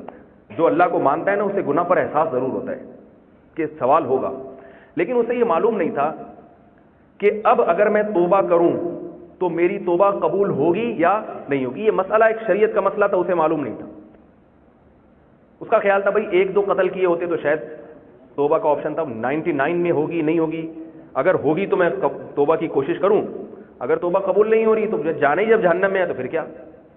اب اسے جب خیال آیا تو ایک نارمل آدمی جو بیچارے جس کے پاس علم نہ ہو, دین کا علم نہ ہو, تو وہ لوگوں سے پوچھتا ہے, یار کسی مولوی صاحب کا پتہ پوچھتا ہے نا, یار ایک مسئلہ پوچھنا ہے, میں بڑا پریشان ہوں, کوئی مفتی صاحب ہے, کوئی مولوی صاحب ہے. تو اس نے لوگوں سے پوچھنا شروع کیا, بھائی کوئی مفتی, کوئی عالم. لوگوں نے کیا کیا, فضل اللہ علی راہب, لوگوں نے بجائے کسی عالم دین کا بتانے کے اس کو کسی بزرگ کا پتہ بتا دیا, جو عالم نہیں تھے, بزرگ تو تھے مگر علم نہیں تھا. کیونکہ لوگ جو ہے نا بزرگی سے زیادہ متاثر ہوتے, علم سے نہیں ہوتے اتنے. اب وہ کیا تھے, راہب تھے, عیسائی. اس زمانے میں عیسائی مذہب برحق تھا, تو وہ اللہ اللہ کرتے رہتے تھے جنگل میں بیٹھ کے عبادت. لوگوں نے بڑے نیک آدمی, باتیں بالکل صحیح کرتے ہیں. حالانکہ نیک آدمی ہونا الگ چیز ہے, باتیں صحیح کرنا الگ چیز ہے. باتیں صحیح وہ کرے گا جس کے پاس علم ہوگا. تو وہ چلا گیا ان راہب کے پاس, کہنے لگا کہ بھائی میں نے 99 انسانوں کو قتل کیا ہے, اگر میں اللہ سے توبہ کروں تو کیا میری معافی ہو سکتی ہے. وہ چونکہ اللہ والے بزرگ تھے, ایک دم غیرت جوش میں آ گئے کہ بھائی اللہ کی اتنی بڑی نافرمانی, ایک آدمی قتل, 2 قتل, 3 قتل کی, 99. جوش میں آ کے کہنے لگے نہیں ہو سکتی, اتنا بڑا گناہگار کی معافی نہیں ہے. اس نے سوچا جب معافی نہیں ہے, جانا ہی جہنم میں ہے, تو سینچری پوری کر کے جاؤں نا میں, ہے بھائی. لوگ تو کہیں بھائی 100 آدمیوں کا قاتل, 99 پہ اگر کوئی بیٹسمین آؤٹ ہو جائے اس کو خودکشی کے خیالات آنا شروع ہو جاتے ہیں, ایک رن رہ گیا تھا. بلکہ جو تماشائی ہیں نا ان کا دل چاہتا ہے کہ خودکشی کریں. تو 99 قتل جس نے کیے ہیں وہ کہہ رہے میں 100 تو کروں نا, تو کس کو کروں. اس نے سوچا اسی کو ہی مار دو, تو راہب کی گردن اڑا دی اس نے. بولے چلو 100 پورے ہو گئے. لیکن چونکہ مسلم تھا, توحید پرست تھا, پھر دل میں خیال آیا کہ یار اور بھی کسی سے پوچھ کے دیکھو, اور بھی کسی سے پوچھ. جب انسان کی دل میں سچی تڑپ ہوتی ہے تو اللہ نے قرآن میں فرمایا لنہدینہم سبلنا, ہم اس کے لیے دین کے راستے, حق کے راستے کھولتے چلے جاتے ہیں, کھولتے چلے. تم تڑپ پیدا کرو تو کھولیں گے راستے. اب اس کے دل میں خیال آیا کیا کروں میں. تو لوگوں نے اسے فضل اللہ علی عالم, حدیث میں آتا ہے عالم کا پتہ بتایا, بھائی وہاں فلاں عالم, بنی اسرائیل کے بہت بڑے عالم ہیں, تورات کے علم ہے ان کے پاس, جاؤ ان سے پوچھو. تو یہ ان کے پاس گیا اور کہنے لگا انہ قتل 100 نفس فہل لہ من توبہ, میں نے 100 انسانوں کو قتل کیا ہے, کیا میری توبہ قبول ہو سکتی ہے. وہ عالم واقعتاً عالم تھے, اس لیے انہوں نے صرف مسئلہ بتانے پر اکتفا نہیں کیا. دیکھو جب اس نے پوچھا میری توبہ قبول ہو سکتی ہے تو عالم کا جواب ہوتا ہے جی ہو سکتی ہے, بس اتنا کافی تھا نا. تو ان عالم نے 3 کام کیے, کیونکہ وہ اللہ نے صحیح علم دیا تھا. انہوں نے کیا کہا, پہلی بات تو اس کو حوصلہ افزائی کی تاکہ یہ صرف مسئلے کا علم نہ ہو جائے بلکہ اس کو ترغیب بھی ہو توبہ کی. دوسرا کام انہوں نے یہ کیا, پہلا کام تو یہ کیا مسئلے کا جواب دیا, دوسرا کام یہ کیا اس کی حوصلہ افزائی بھی کی توبہ پر, اور تیسرا کام یہ کیا کہ انہیں پتا تھا کہ یہ توبہ کر تو لے گا مگر توبہ پر قائم نہیں رہے گا. 100 انسانوں کو قتل کر کر کے اس کو انسانوں کا خون اتنا سستا ہو گیا, کل کوئی 5 روپے اس کو دے گا نا, اور بے روزگاری میں جب پھرے گا یہ کہ یار وہاں تو ایک گولی سے جو ہے نا اتنے روپے مل جاتے تھے. قاتل جو ہوتے ہیں نا ٹارگٹ کلر ہوتے ہیں, ان کو ایک قتل کے بہت پیسے ملتے ہیں, پھر یہ کہاں ٹھیلا لگائیں گے, کدھر سبزی لگائیں گے, کدھر بزنس کریں گے. جب پیٹ میں روٹی نہیں جائے گی تو دوبارہ اسی کام پہ آئیں گے. تو ان عالم کو معلوم تھا کہ اس نے قتل کرنا سیکھا ہے اور اس کا روزی دال پانی قتل کے ساتھ ہے, اگر یہ توبہ کر بھی لے گا تو توبہ پر قائم بولے بھائی نہیں رہے گا. لہذا ان عالم نے اسے توبہ پر قائم رہنے کا طریقہ بھی بتایا, حالانکہ اس نے یہ پوچھا نہیں تھا. تو صحیح عالم کون ہوتا ہے, جو آپ کو مسئلہ بھی بتائے, مسئلے پر چلنے میں آپ کو مشکلات ہو رہی ہے تو اس کا حل بھی بتائے. جیسے نبی صلی اللہ علیہ وسلم سے بعد ایک صحابی آئے, انہوں نے ایک مسئلہ پوچھا, لمبی حدیث ہے میں صرف حوالہ دے رہا ہوں, تو آپ نے ان کو بتایا جب ان کو آپ صلی اللہ علیہ وسلم کو معلوم ہو کہ اس میں ان کو پریشانی ہوگی تو آلٹرنیٹ بتا دیا کہ بھئی ایسے حرام ہے، اس طرح سے کر لو تو جائز. اس کی وہی مثال جیسے میں نے دی نا، زنا حرام ہے. اب آپ فوراً کہیں گے بھئی زنا حرام ہے تو ہم تو اللہ نے ہمیں بھی سیکچوئل پاور تو رکھی ہے، کہاں جائیں؟ نکاح کرو بھائی. کیا خیال ہے؟ تو یہ اللہ نے بھی قرآن میں کہا نا زنا سے بچو، اور جہاں اللہ نے زنا سے بچنے کا حکم دیا وہی اللہ نے فرمایا انکحوا الایام، نکاح کیا کرو. تو آلٹرنیٹ بتا دیا. بھائی ہم یہ نہیں کہہ رہے کہ تمہارے اندر سیکچوئل پاور اور روٹیاں کھاتے رہو، کباب پراٹھے کھاتے رہو اور طاقت بھرتے رہو اور کچلتے رہو اس کو، ایسا نہیں ہے. آلٹرنیٹ ہے اس کا، بلکہ وہ اصل ہے، نکاح کرو تم. تو یہ اللہ نے راستہ دے دیا. اگر یوں کہتے تھے کرو ہی نہیں، جیسے پادریوں میں پہلے ہوتا تھا عورت کے قریب ہی نہیں جانا، تو وہ کچھ دن تو صبر کرتے رہتے تھے نہیں جانا، یا پھر جب جاتے تھے تو سارے ریکارڈ توڑ دیتے تھے، وہ سارے اگلے پچھلے سارے ریکارڈ توڑ دیتے تھے. تو اسلام ایک نیچرل مذہب ہے نا. ہندوؤں کے پنڈت الٹے لٹکے ہوئے ہوتے ہیں جنگلوں میں، اور بھئی عورت سے دور رہنا ہے، ہوتے ہوتے جب ان کا بھی تقویٰ ٹوٹتا ہے پھر وہ ساری بریکیں فیل ہو جاتی ہیں. تو اسلام چونکہ نیچرل مذہب ہے، اس نے کہا کہ ہم نے مرد اور عورت کا جو نظام بنایا اس لیے تاکہ ان کی نسل بڑھے آگے، تو دور رہنے کے لیے نہیں ہے. یہ تو زنا سے بچایا ہے تاکہ نکاح کا رواج ہو. یہ ہے، یہ صحیح ہے، وہ غلط ہے. روٹی کھانی تو ہے نا، آپ نے چوری کر کے نہ کھاؤ، پھر بھائی پیٹ کیسے بھرے؟ بھائی خرید کے کھاؤ. پیسے نہیں ہے تو جاب کرو، ملازمت کرو، اس طرح سے پیسے کماؤ، اس طرح سے کھاؤ. اگر کوئی مذہب کہ روٹی نہیں کھانی ہے تو بھائی پھر برگر کھانی نہیں، برگر بھی نہیں کھانا. اچھا پھر چاول کھا لوں، چاول بھی نہیں کھانے.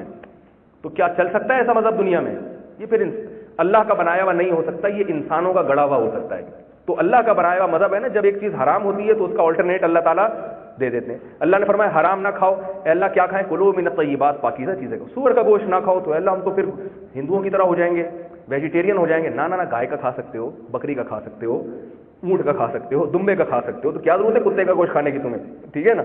اب چائنا والے نہ گائے کا کھا رہے ہیں، نہ بکری کا کھا رہے ہیں، کتے کا کھا رہے ہیں. تو یہ الٹا حساب کتاب چل رہا ہے. خیر، تو نبی صلی اللہ علیہ وسلم نے فرمایا کہ ان عالم نے انہیں متبادل بھی بتایا کہ بھائی تم اس گناہ پر قائم رہو گے تو یہ گناہ ہمیشہ، اس گناہ کی تمہیں عادت پڑ گئی ہے تو گناہ تم سے چھوٹ جائے. تو اس کے لیے جو آپ صلی اللہ علیہ وسلم اس عالم نے جو طریقہ بتایا، کیا پہلی بات حوصلہ افزائی کی، من یحول بینہ وبین التوبہ، کہ تمہارے اور توبہ کے درمیان بھلا کون سی چیز حائل ہے؟ اللہ سے توبہ کر رہے ہو تو کیسے ہو سکتا ہے کہ معاف نہ کرے وہ؟ یہ مسئلہ پوچھنے کی بھی ضرورت نہیں تھی. جاؤ توبہ کرو، معاف کرے گا. جس کی نافرمانی کی ہے اس کے سامنے ہاتھ پھیلاؤ گے، کیوں نہیں معاف کرے گا وہ؟ اور پھر اسے کہا کہ دیکھو یہاں نہیں رہنا جہاں تم رہ رہے ہو، تم نے یہاں قتل کرنا سیکھا ہے. جب ان قاتلوں میں دوبارہ اٹھک بیٹھک ہوگی تو پھر دوبارہ قتل و غارت کے خیال آئیں گے. انطلق الى ارض كذا وكذا فان بها اناسا يعبدون الله فاعبد الله معهم ولا ترجع الى ارضك فانها ارض سوء. اپنی زمین کو، علاقے کو چھوڑ کے یہاں سے نکل جاؤ، فلاں محلے میں، فلاں علاقے میں نیک لوگ رہتے ہیں، اللہ کی عبادت کرتے ہیں، انہی سے دوستی لگاؤ، انہی میں جا کے بس جاؤ، دوبارہ ادھر واپس لوٹ کے نہیں آنا.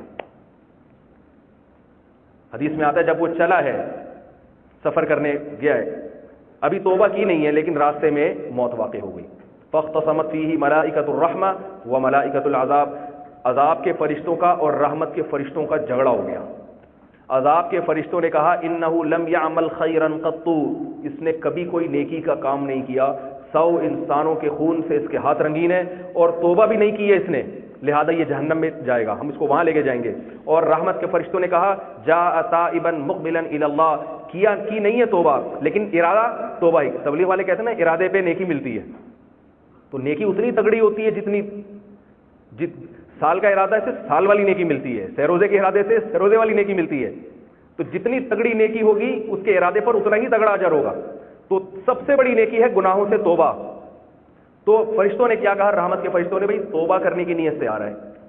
اب جھگڑا ہو گیا، وہ کہنا بھائی توبہ کرنے کی نیت سے آیا، نیت ہے نا کی تھوڑی ہے توبہ، ساری زندگی یہ عجیب سا جنتی ہوگا جس نے کبھی کوئی نیک کام کیا نہیں اور جنت میں جا رہا ہے. یہ عجیب سا نیک کام ہو، کبھی کچھ کیا نہیں ہے اس نے اور جنت میں، ایسے کیسے ہو سکتا ہے؟ تو حدیث میں آتا ہے کہ اللہ تعالیٰ نے ایک فرشتے کو بھیجا امپائر بنا کے، جج بنا کے بھیجا، جاؤ ان کے دلائل سنو دونوں کے اور قاضی اور جج بن کے فیصلہ کرو کہ کس کے دلائل زیادہ مضبوط. اللہ تعالیٰ تو مغفرت کرنا چاہ رہے تھے، یہ تو سارا اللہ نے ہمارے لیے نا ایک نظام بنایا کہ دیکھو میں کیسے بہانے تلاش کرتا ہوں اس شخص کی مغفرت کے جو اپنی زندگی بدلنا چاہتا ہے، جو چاہتا ہے نا کہ آ جائے، تو اس کے لیے میری رحمت کے دروازے کیسے کھلیں، کیسے بہانے سے اس کو جنت میں لے کے جاؤں گا میں. تو حدیث میں آتا ہے کہ جب وہ جج آیا نا اور اس نے کہا کہ بھائی میں فیصلہ کرتا ہوں، دونوں کے دلائل سنے، بھائی دونوں کے دلائل بڑے مضبوط ہیں. تو ادھر والے سے رحمت کے فرشتوں سے کہا بھائی ناپو، اگر یہ نیک لوگوں کی بستی کے قریب پہنچ چکا ہے تو اس کا شمار نیک لوگوں میں کرو، اور اگر یہ برے لوگوں کی بستی کے قریب ہے، نیک لوگوں سے دور ہے، تو اس کا شمار برے لوگوں میں کرو۔ حقیقت میں یہ برے لوگوں کی بستی کے قریب تھا اور نیک لوگوں کی بستی سے دور تھا۔ فرشتوں نے جب انچ ٹیپ لے کے ناپنا شروع کیا ہے تو رسول اللہ صلی اللہ علیہ وسلم نے ارشاد فرمایا کہ اللہ نے زمین کو وحی کی، زمین کو حکم دیا، فَأَوْحَى اللَّهُ إِلَى هَذِهِ أَن تَبَاعَدِي وَإِلَى هَذِهِ أَن تَقَرَّبِي، اس والی زمین کو حکم دیا تو کھینچ کے لمبی ہو جا، اور ادھر والی زمین کو حکم دیا تو سمٹ کے چھوٹی ہو جا۔ تو زمین ادھر سے کھینچی ہے، ادھر سے لمبی ہوئی ہے، اور اسے نیک لوگوں کی بستی کے قریب لے گئی۔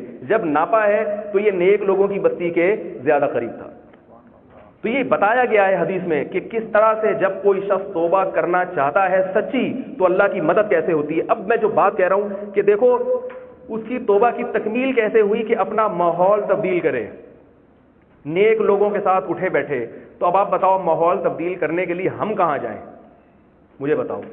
اگر ہم توبہ پر قائم رہنا چاہیں تو امریکہ کے لوگ سارے عبادت گزار ہیں، کیا خیال ہے بھائی؟ وہاں چلے جائیں بھائی، وہاں وقت تو ایسی بستی تھی نا، سارے کیا کرتے تھے؟ اللہ کی عبادت، ایسے ملک تھے، ایسی جگہیں تھیں، تبھی ان عالم نے کہا بھائی ادھر سے ہجرت کرو، اس ملک میں چلے جاؤ۔ اب بتاؤ دنیا میں کون سا ملک ہے؟ کوئی بھی نہیں ہے۔ تو اب چلتے پھرتا ایک ملک ہے دنیا میں، چلتا پھرتا ملک ہے کہ آپ کو اس میں نیک لوگوں کی صحبت مل جائے گی۔ کوئی چاہے تو سال بھر کے لیے اس کو نیک لوگوں کی صحبت ملے گی، کوئی چاہے تو 40 دن کے لیے نیک لوگوں کی صحبت ملے گی، کوئی چاہے تو 10 دن کے لیے نیک لوگوں کی صحبت ملے گی، کوئی چاہے تو 3 دن کے لیے نیک لوگوں کی صحبت ملے گی، کوئی چاہے گا تو 1 رات کے لیے نیک لوگوں کی صحبت، اور کوئی چاہے گا تو 2 گھنٹے کے لیے نیک لوگوں کی صحبت۔ اب یہ ہم نے دیکھنا ہے ہم کتنا اللہ کے قریب آنا چاہتے ہیں اور کتنا نیک لوگوں کی صحبت سے فائدہ اٹھانا چاہتے ہیں۔ تبلیغ کے اکابر نے ہمارے لیے ایک راستہ دے دیا بھائی، جو ماحول سے پریشان ہے، جس سے گناہ نہیں چھوٹ رہے، وہ سال کے لیے بھی اللہ کی راہ میں نکل سکتا ہے، وہ 40 دن کے لیے بھی اللہ کی راہ میں نکل سکتا ہے، وہ 4 مہینے کے لیے بھی اللہ کی راہ میں نکل سکتا ہے۔ تو بتاؤ پورا ماحول تبدیل نہیں ہوگا تو کچھ تو تبدیل ہوگا کہ نہیں ہوگا؟ اور تبلیغ کے سوا اتنے بڑے پیمانے پر، اتنی بڑی سطح پہ ہے، چھوٹے چھوٹے علماء کی خانقاہیں بھی ہوتی ہیں، بزرگوں کی بھی، لیکن اتنا بڑا نیٹ ورک وہ تبلیغ کے سوا کوئی بھی نہیں ہے۔ تو اس لیے میرے بھائی اپنی زندگیوں کو اگر تبدیل کرنا ہے، یہ بات ہم ایسے ہی نہیں کہہ رہے، تجربے کے بعد، مشاہدے کے بعد کہہ رہے ہیں۔ اگر آپ گناہ چھوڑنا چاہتے ہو، ماحول بدلنا یہ ضروری ہے، یہ حدیث سے ثابت ہے۔ ماحول بدلے کہاں انسان؟ وہاں ماحول بدلنے کا مقصد کیا ہے؟ ایسے لوگوں میں اٹھنا بیٹھنا نصیب ہو جائے جو فاعبد اللہ، جو اللہ کی عبادت کرتے ہوں، نہ شراب کا ماحول ملے، نہ بد نظری کی باتیں ملیں آپ کو، نہ دنیا کی باتیں آپ کو ملیں۔ تو میرے بھائی وہ سب سے آسان اس ماحول کو جو اگر آپ جوائن کرنا چاہتے ہو تو وہ کون سا راستہ ہے؟ تبلیغ کا راستہ ہے، اللہ کا راستہ ہے۔ اس میں سال کے لیے بھی، 40 دن کے لیے بھی، سہ روزے کے لیے بھی، اور شب جمعہ کے لیے بھی اگر آپ جائیں گے، وہاں بیٹھیں گے، سارے اہل اللہ ملیں گے آپ کو، اللہ اس کے رسول کی باتیں ہوں گی، تو اس ماحول سے آہستہ آہستہ برے ماحول کے اثرات نکلنا شروع ہو جائیں گے۔ رسول اللہ صلی اللہ علیہ وسلم نے ارشاد فرمایا کہ نیک ہمنشی کی مثال اور برے ہمنشی کی مثال ایسے ہے جیسے کوئی عطر فروش کے پاس بیٹھتا ہو، اور دوسرے کی مثال ایسے جیسے جو بھٹی والے کے پاس بیٹھتا ہو۔ اگر آپ لوہار کے پاس بیٹھیں گے، بھٹی کی بدبو آتی رہے گی، چنگاری آئے گی اور آپ کے کپڑوں کو جلا سکتی ہے۔ عطر خوشبو والے کے پاس بیٹھیں گے، ممکن ہے وہ آپ کو خوشبو ہدیہ میں دے دے، نہیں بھی دے گا تو جب تک بیٹھے رہیں گے تو خوشبو آئے گی نا، کم از کم دماغ معطر ہوگا۔ تو میرے بھائی کچھ وقت اللہ والوں کے ساتھ بیٹھنے کا معمول بنائیں۔ بات میرا خیال ہے سمجھ میں نہیں آ رہی ہے بھائی؟ یہاں دیکھو، میں جہاں بھی گیا ہوں، میں نے اگر دین کے اثرات کہیں دیکھے ہیں، میں دین کی دیگر تحریکوں کا منکر نہیں ہوں، سب اپنی اپنی جگہ دین کا کام کر رہے ہیں، یہ نہیں کہ میں دوسروں کی نفی کر رہا ہوں کہ وہ غلط ہے، وہ نہ جو بھی اللہ اور رسول کی بات کر رہا ہے، لوگوں کو قرآن و سنت کی طرف لا رہا ہے، وہ دین کا داعی ہے۔ لیکن میں یہ بتا رہا ہوں کہ میں جہاں بھی گیا ہوں، میں نے ایک چیز دیکھی ہے کہ سب سے زیادہ مؤثر کام وہ اللہ نے تبلیغ کے اکابر سے لیا ہے، لوگوں کی زندگیوں کو تبدیل کرنے میں۔ بڑے بڑے شرابی ہیں، گلوکار ہیں، زانی ہیں، جن کی زندگیاں تبدیل ہو گئی ہیں، سب سے زیادہ اثر اس کا ہے۔ کیوں؟ سب سے زیادہ سہولت اس میں ہے، یہ ہر آدمی جڑ سکتا ہے۔ تو بھائی آپ لوگوں نے اس کام کو زندہ کرنا ہے کہ نہیں کرنا؟ ہمت کرنی ہے کہ نہیں کرنی؟ تھوڑا سا یہاں جو بھائی ہیں نا جنہوں نے بیان کو ارینج کیا ہے، یہ اس کام سے یہاں منسلک ہیں، تو تھوڑا سا آپ ان سے رابطہ کریں، بولے بھائی میں بھی تھوڑا سا جڑنا چاہتا ہوں۔ تبلیغ والوں کی سب سے بڑی بات یہ ہے کہ کسی کو تانا نہیں دیتے۔ اگر کوئی شراب پیتا ہے، یہ نہیں کہیں گے تو شراب پیتا، تجھے ادھر آنے کی اجازت نہیں ہے، ایسا نہیں ہے۔ نبی صلی اللہ علیہ وسلم کی محفل میں جب کوئی آتا تھا نا زنا کر کے، تو آپ بھگاتے نہیں تھے، تو زنا کر کے آیا نکلو یہاں سے، بلکہ توبہ کا طریقہ، جیسے وہ عالم کے پاس آیا نا 100 قتل کر کے، یہ تھوڑی کہ چل نکل یہاں سے، بھائی آیا ہے ہسپتال میں کوئی مریض آئے گا تو ڈاکٹر بھگائے گا تھوڑی، ہوئے گا بھائی ہسپتال تو بنے مریضوں کے لیے۔ تو جتنے ساتھی یہاں تبلیغ کے مرکز سے جڑے ہوئے ہیں، آپ لوگ وعدہ کرتے ہیں نا کہ ان سے جڑیں گے، یا ایلفی لگانی پڑے گی بتاؤ جوڑنے کے لیے، یا ان کو میں ایلفی دے کے جاؤں سمت بورن ایلفی وغیرہ کے، یار جو سب کے لگا دو جڑ جائیں گے تمہیں، تو جڑیں گے کہ نہیں جڑیں گے بھائی؟ تو یہاں جو ساتھی ہیں جنہوں نے یہاں بیان رکھا ہے، تو یہ سارے وہی ساتھی ہیں جو یہاں تبلیغ سے جڑے ہوئے ہیں۔ تو آپ لوگوں نے، اب میں تو کل چلا جاؤں گا انشاءاللہ، آپ لوگ کیا ہے کہ پھر اب کوئی دوسرے مولوی صاحب پتہ نہیں کب آئیں کب بات کریں، اور آئیں گے بھی تو ظاہر ہے وہ اثر تو ابھی 1 گھنٹے کی بات ہے نا، یہ تو ہم اتنے، میں اپنے آپ کو بھی شامل کر رہا ہوں اس میں، ہم اتنے بگڑے ہوئے ہیں کہ ہم 2-4 گھنٹے کی محفلوں سے سدھرنے والے نہیں ہیں، میں بھی شامل ہوں اس میں۔ ہمیں اہل اللہ کی بہت طویل صحبت چاہیے، بہت طویل، جس سے کچھ جراثیم ختم ہوں گے کچھ، تو وہ پھر اللہ کی مدد نہ ہوتی نا تو پھر ہم مایوس تھے، تو اللہ نے کہا ہے کہ تھوڑا سا تم کرو، باقی کیا کروں گا، باقی میں کروں گا۔ اس امید پر ہم چاہتے ہیں کہ تھوڑے تھوڑے اللہ کی طرف آ جائیں، کچھ ہم کریں گے اور باقی کیا کرے گا، اللہ کر دے گا، ہم باقی جو ہے نا اللہ بنا دے گا، اسباب پیدا کر دے گا اللہ تعالیٰ۔ تو یہاں جتنے ساتھی جڑے ہوئے ہیں آپ لوگوں نے بھی ان سے جڑنا ہے، ایسا نہیں کہ بس گئے تو غائب، جڑنا ہے بھائی، بتائیں کہاں ہوتا ہے، کہاں ہم نے بھی آنا ہے، بتائیں کہاں جڑنا ہے، شب جمعہ کہاں ہوتا ہے، سیروزے میں کیسے نکلا جاتا ہے، کچھ بیٹھیں کچھ وقت گزاریں، تاکہ تھوڑا سا جہاں سارا دن دنیا سنتے رہتے ہیں، ہر وقت ڈالر درہم، جب قبر میں اترتا ہے انسان پھر فرشتہ آگے یہ نہیں پوچھتا بھائی کتنے پیسے لے کر آئے آپ، گھر جائیں گے تو بیوی پوچھے گی کتنے لائے ہو، قبر میں جاؤ گے فرشتہ نہیں پوچھے گا، کیونکہ کفن میں جیب اللہ نے رکھی نہیں ہے۔ دنیا کی جتنی قومیں ہیں نا ان میں کسی کی بھی کفن میں جیب نہیں ہوتی، کمال کی بات یہ ہے، گورے کی کفن میں بھی جیب نہیں ہوتی، جیب رکھی نہیں ہے، یہ بتانے کے لیے بھائی اس کو ان چیزوں کی ضرورت ہی نہیں ہے۔ تو وہاں تو اعمال ہوں گے، اعمال کے بارے میں سوال ہوگا، تو جہاں اتنی تیاری اپنے گھر جانے کے لیے کرتے ہیں، کما رہے ہیں، تو قبر کے لیے بھی تو کچھ کر لینی چاہیے کیا؟ اللہ مجھے بھی تیاری کی توفیق عطا فرمائے اور آپ حضرات کو بھی۔ سبحانک اللہم و بحمدک، نشہد ان لا الہ الا انت، نستغفرک و نتوب الیک۔ الحمدللہ رب العالمین والعاقبۃ للمتقین والصلاۃ والسلام علی رسولہ الکریم وعلی آلہ وصحبہ اجمعین۔ ربنا آتنا فی الدنیا حسنۃ وفی الآخرۃ حسنۃ وقنا عذاب النار۔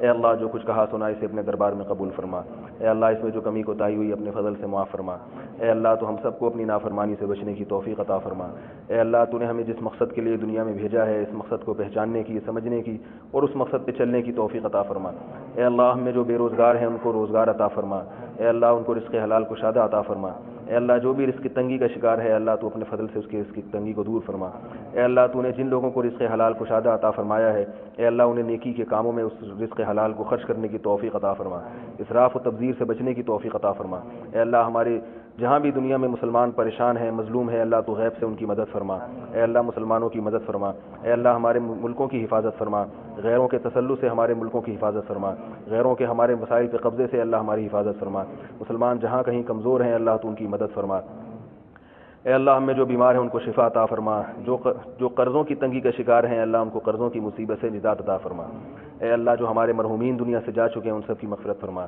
اللہم انا نسألک من خیر ما سألک منہ نبیک محمد صلی اللہ علیہ وسلم ونعوذ بک من شر ما استعاذک منہ نبیک محمد صلی اللہ علیہ وسلم، انت المستعان وعلیک البلاغ ولا حول ولا قوة الا باللہ، صلی اللہ تعالی علی خیر خلقہ محمد وعلی آلہ وصحبہ اجمعین برحمتک یا ارحم الراحمین۔ سارے ساتھی تمام تشریف رکھیں، انشاءاللہ کھانے کا انتظام بھی ہے، انشاءاللہ کھانا کھا کے جائیں، جیسی دیر بیٹھیں تھوڑی دیر اور سے انشاءاللہ۔